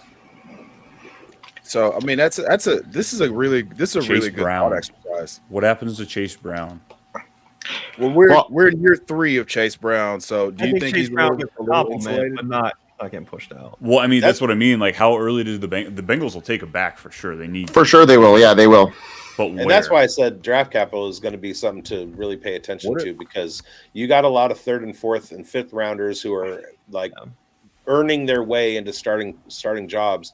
And if there's a ton of guys that go in the 2nd and 3rd round, those starting jobs aren't safe at all. And what if Ollie Gordon goes to the Bengals in the 4th or 5th round? Ooh. Well, it brings competition. You know what? He's going to have to play behind Chase Brown, I think. I mean, he's been the guy there. He's carved himself out a role, and I don't discount that. I'm not trying to disrespect your fellow Canadians, sir. Yeah, no, I know. I just wanted to bring up the fact that they might need a more Joe Mixon style back. Oh, they do. We all love Chase Brown and how awesome he was last year for fantasy purposes. But from a real football perspective, Zach Moss sucks, and they're going to have to do something else with him on the final year of his deal. So with this running back class being so deep, it screams and that's a guy that immediately gets pushed up rookie ADP, whoever the running back is that lands in Cincinnati, right? There are also a lot of situations where you have to kind of look at regime change, like Las Vegas, new offensive coordinator, New Orleans, new offensive coordinator, Seattle, new offensive coordinator, new head coach in New England. A lot of times guys come in and the guys that are there are not their guys, and it's only a matter of time before they ship everybody out of town. Obviously, as high as I was on the potential of Zamir White last year, he didn't do anything to create a foothold. Neither did Alexander Mattison. Then you're looking at some other guys in that Raiders running back room that have no draft capital. They were undrafted free agents, that kind of thing. They could revamp the entire thing. And well, no, I mean, you could see complete running back room overhauls all across the league with new regimes. It wouldn't surprise me at all. They're not, but there's a point where the running back value and draft capital has fallen so far in the last few years that teams are no longer beholden to their running backs. Here's a couple more names. Devin Singletary. If how high are the Giants on Tyrone Tracy? To at least, hey, if Chase Brown is going to bring in a competitive back, well, who is Tyrone Tracy to stop the Giants from getting a running back? And here's another one, Kareem Hunt. Representative, kind of okay, but another guy who's probably going to get washed out. It's hard enough right now for Isaiah Pacheco as a 7th-round draft pick who wasn't available for most of last season. Just straight line speed, very little on the agility. I feel like the Chiefs would be another team. Was it you, Chev, or Biggs? You were saying and speaking to, we should just have an 8th round of the draft where all 32 teams come away with somebody, because as we're just talking about it and going through the depth of every single team, there's a running back that fits, be it an archetype, and it doesn't have to be necessarily an entire starter. I could actually spin a scenario where Travis Etienne could get traded to the Chiefs. That would solve part of a Chiefs problem. And then you have the archetype of Tank Bigsby paired with either Brashard Smith or RJ Harvey. Chef, how breaks up do we get? I just went sound blind. I don't know that I can. I don't. Where am I right now? I have to change my pants again. I have Etienne and Brian. Tank Brian, Bigsby what about in that? A seismic shift in the sweatpants, in something like that. It's complete fiction. We're about 3 hours in. Maybe 4 out of 5 of us have to pee, but are holding it for strength. I have to go to work. What do you think, Brian, the context that you missed, Brian, was I said they should make an 8th round of the draft. RBs are ineligible in the first 7 rounds. And then in that 8th round, you take the top 32 running backs, you give every team a ping pong ball, and you do a lottery. So whoever's ping pong ball gets picked first gets to take a running back, and then you just go down through 32 freaking running backs, and everybody gets one. But that means they're going to make like less than $500,000 a year as 8th round picks. Their bank accounts are full from NIL deals, so they're not worried about it. Real quickly, I got to go to work. Too much. I'm gonna leave you guys. I'm gonna throw out. The combine is over. Essentially, I'm gonna throw out my post combine top 5 at each position. At quarterback, I have Jackson Dart 1, Cam Ward, Shedeur Sanders, Will Howard, Quinn Ewers. At the running back position, I have Ashton Genty, Omarion Hampton, Ollie Gordon, Caleb Johnson, Travion Henderson. At wide receiver, I have Tet McMillan, Emeka Ibuka, Trey Harris, Luther Burden, Jaden Higgins. At tight end, I have Harold Fannin Jr., Tyler Warren, Mason Taylor, Joshua Smith, and Colston Loveland. So take that for what it's worth. Argue with me in your head. Put in the comments how big an idiot you think I am. I'll text you. That's post-combine, pre-pro day, pre-draft, and I am out. Peace, Biggs. Thanks for joining us, man. Later.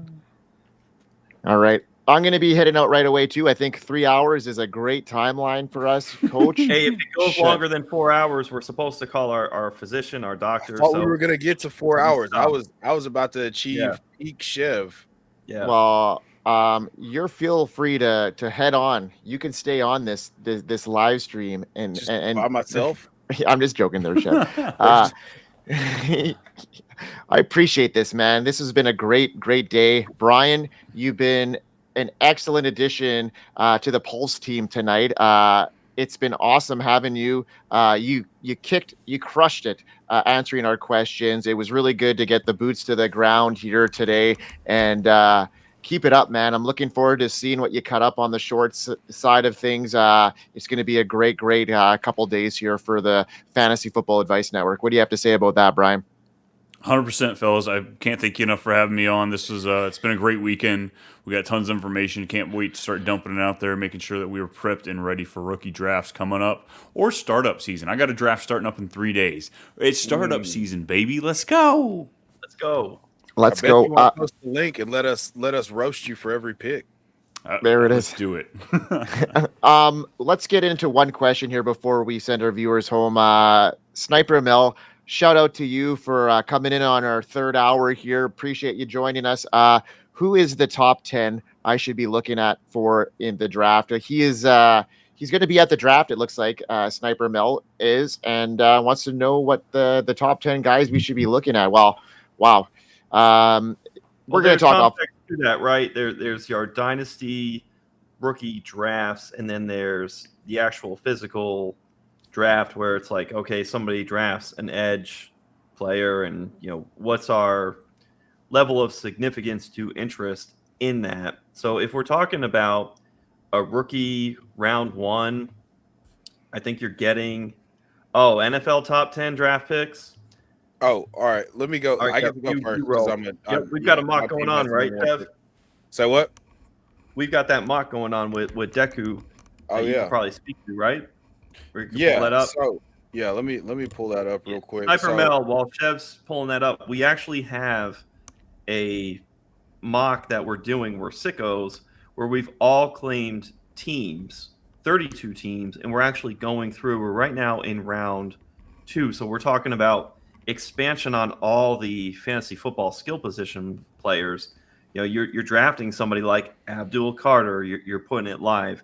I personally have the Cincinnati Bengals, and I came away in round 1 with Colston Loveland. I wanted to snipe the Denver Broncos, who I think should go out and get a tight end. We spoke to Brashard Smith in later rounds for the Denver Broncos. But as far as top 10, Chev, do you have I'm our looking at mock it right that we have in the teams that picked? And we did no trades, correct, in those first 10?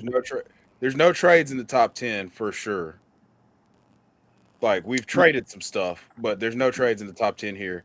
So I went Travis Hunter. That pick would probably now be Cam Ward because I love him so much and I feel obligated to defend him. Pick number 2, Abdul Carter goes to Cleveland. Pick 3, Cam Ward goes to the Giants. Pick 4, Tet McMillan goes to the New England Patriots. Pick 5. Wait. But he sat out the combine. What's going on? Well, I mean, who cares? He came in under 6'5". He's only 6'4". He's only 6'4", guys. Hey, I walked past him when I was taller. London. Now he's Drake London. Did you really? Wait, Wait, you're a legit 6'5", and you're like, okay. I'm 6'5". I was like, I got to talk to him for a brief second, passing him in the hallway, and I was like, he's a short 6'4".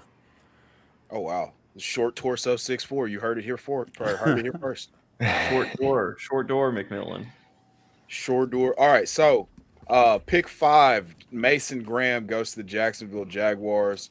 Pick 6, Shedeur Sanders. Biggs is rolling over in his liquor store right now. Goes to the Las Vegas Raiders. Pick 7, Will Johnson goes to the New York Jets to be paired with legendary Jet corner Aaron Glenn. Pick 8, Michael Williams goes to Carolina. Pick 9, Tyler Warren goes to New Orleans. Boy, do I hate that. And pick 10, Will Campbell goes to the Chicago Bears. Okay. I love it. So Sniper Mel wants to know, who should they focus their questions to?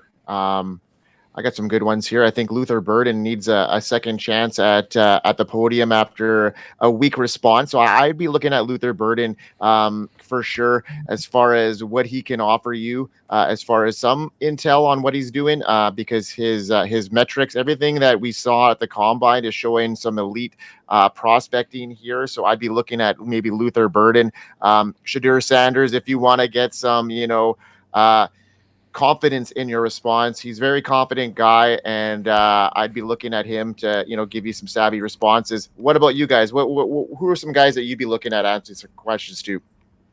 Well, it would absolutely be Travis Hunter. Talk about the straw that stirs the drink.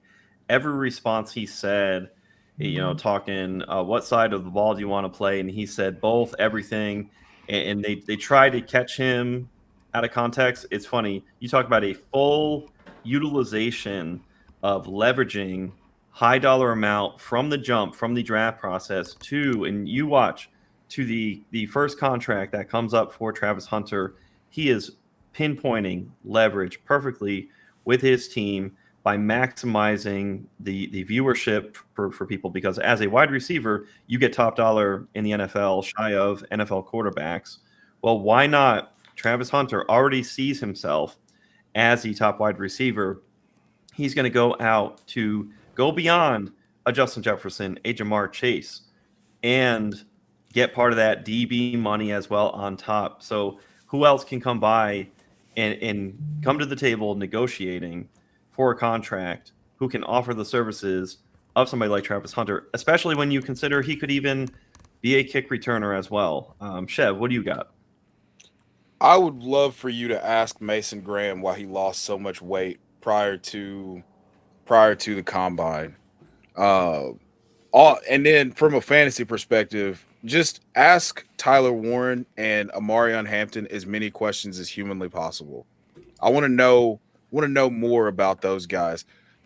Coach, I've read your breakdown of Amarion Hampton, and I just want to know more about that guy. Like I want to know more about his mental makeup. Brian, did you get anything good from Amarion at the press scramble?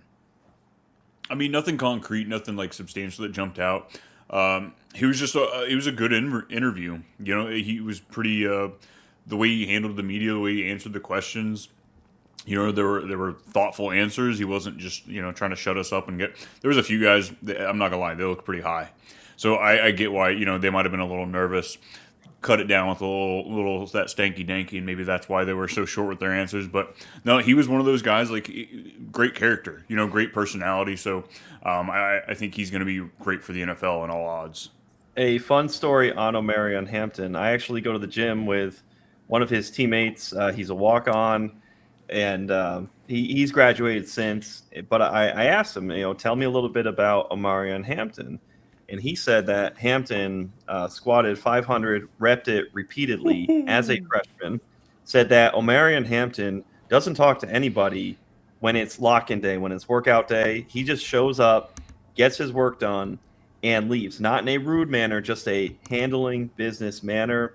I also had another coach tell me he saw him on field as a high schooler, said this guy is a grown man as a sophomore in high school. So he's really had it from the jump. And another aside, too, teammates hated tackling Omarion Hampton. They loved when they had him on Saturdays. So I would just venture to guess that teams are going to love having Omarion Hampton on Sundays, Mondays, and Thursdays in the NFL at the next level. My one concern on Omarion Hampton, from what I saw in college, was sometimes he would get tracked down on some longer runs, but that does not preclude Omarion Hampton from having a great career or not. I believe, correct me if I'm wrong, but I was told Bijan Robinson only has a high rushing mark on a long run of 38 yards in the NFL. We haven't seen some huge Jahmyr Gibbs, 50 yards and gone. Quinshon Judkins comes to mind as well. 4.48 40 today. And you recall he got run down, right? Up inside to about the 5 on like a 70-yard run. Yeah. Not a problem at all. Notre Dame. Yeah. Yeah, not a problem at all. Just that every now and then that's going to happen. But that does not stop the offenses from providing opportunity. And it does not stop or preclude Omarion Hampton and Quinshon Judkins, who I tangentially, sorry, Biggs is gone, tangentially referred to, from having an excellent fantasy football outlook and career. This is just a very slight nitpick. That's awesome. While you guys are going to your dictionary and looking up the words that Coach has graced us with their presence today, it's been 3 hours and 10 minutes, and we are going to wrap this show up. Let's go around the table, tell everybody what we're up to, tell everybody what we're doing right now. We'll start with you, Coach. What's going on with you now?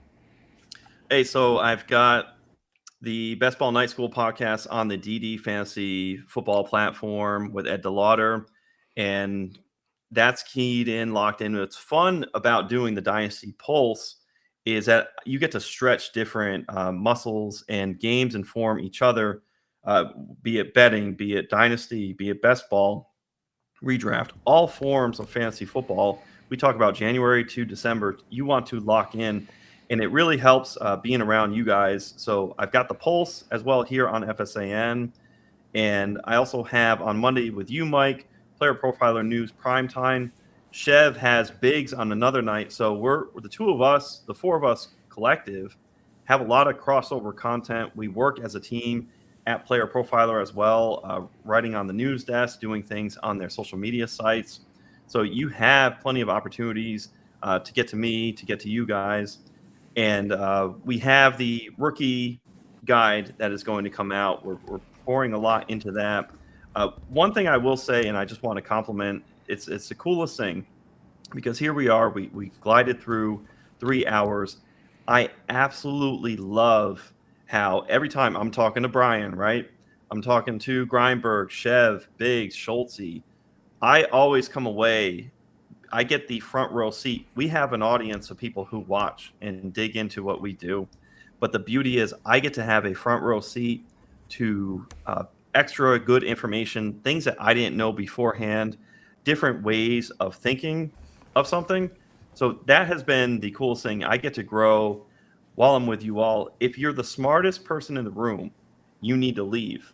And personally, from the places that I've been, whether it be the people I work with at Player Profiler, the community I'm with in DD Fantasy Football, or here now at FSAN, I never get the inclination to leave because I'm always informed and enlightened higher.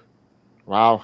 Couldn't have said that better myself. Brian, you're obviously at the Combine, probably anxious to hit the bar right away. So tell everybody where they can find you and all your awesome stuff. We know where we can find you. Yeah, Coach, you wanna make sure you're not the smartest person. Come to the Combine, because I feel like Forrest Gump running around here. There are some incredible individuals here, that's for sure. Folks, if you're looking for me, it's at @too_much_Brian on Twitter, at Too Much Brian everywhere else. Too Much Fantasy Football, whether you find it podcast form or on the Fantasy Football Advice Network on the YouTube channel. You'll find me there quite often doing a little bit of this, a little bit of that, and then yeah, hanging out with these guys, of course, chopping it up. Nothing makes us happier than when we get a subscribe like Sniper Mel. Please do that, folks. Hit the subscribe button. We're always plugging away and grinding. And Chev, tell everybody what you're up to right now.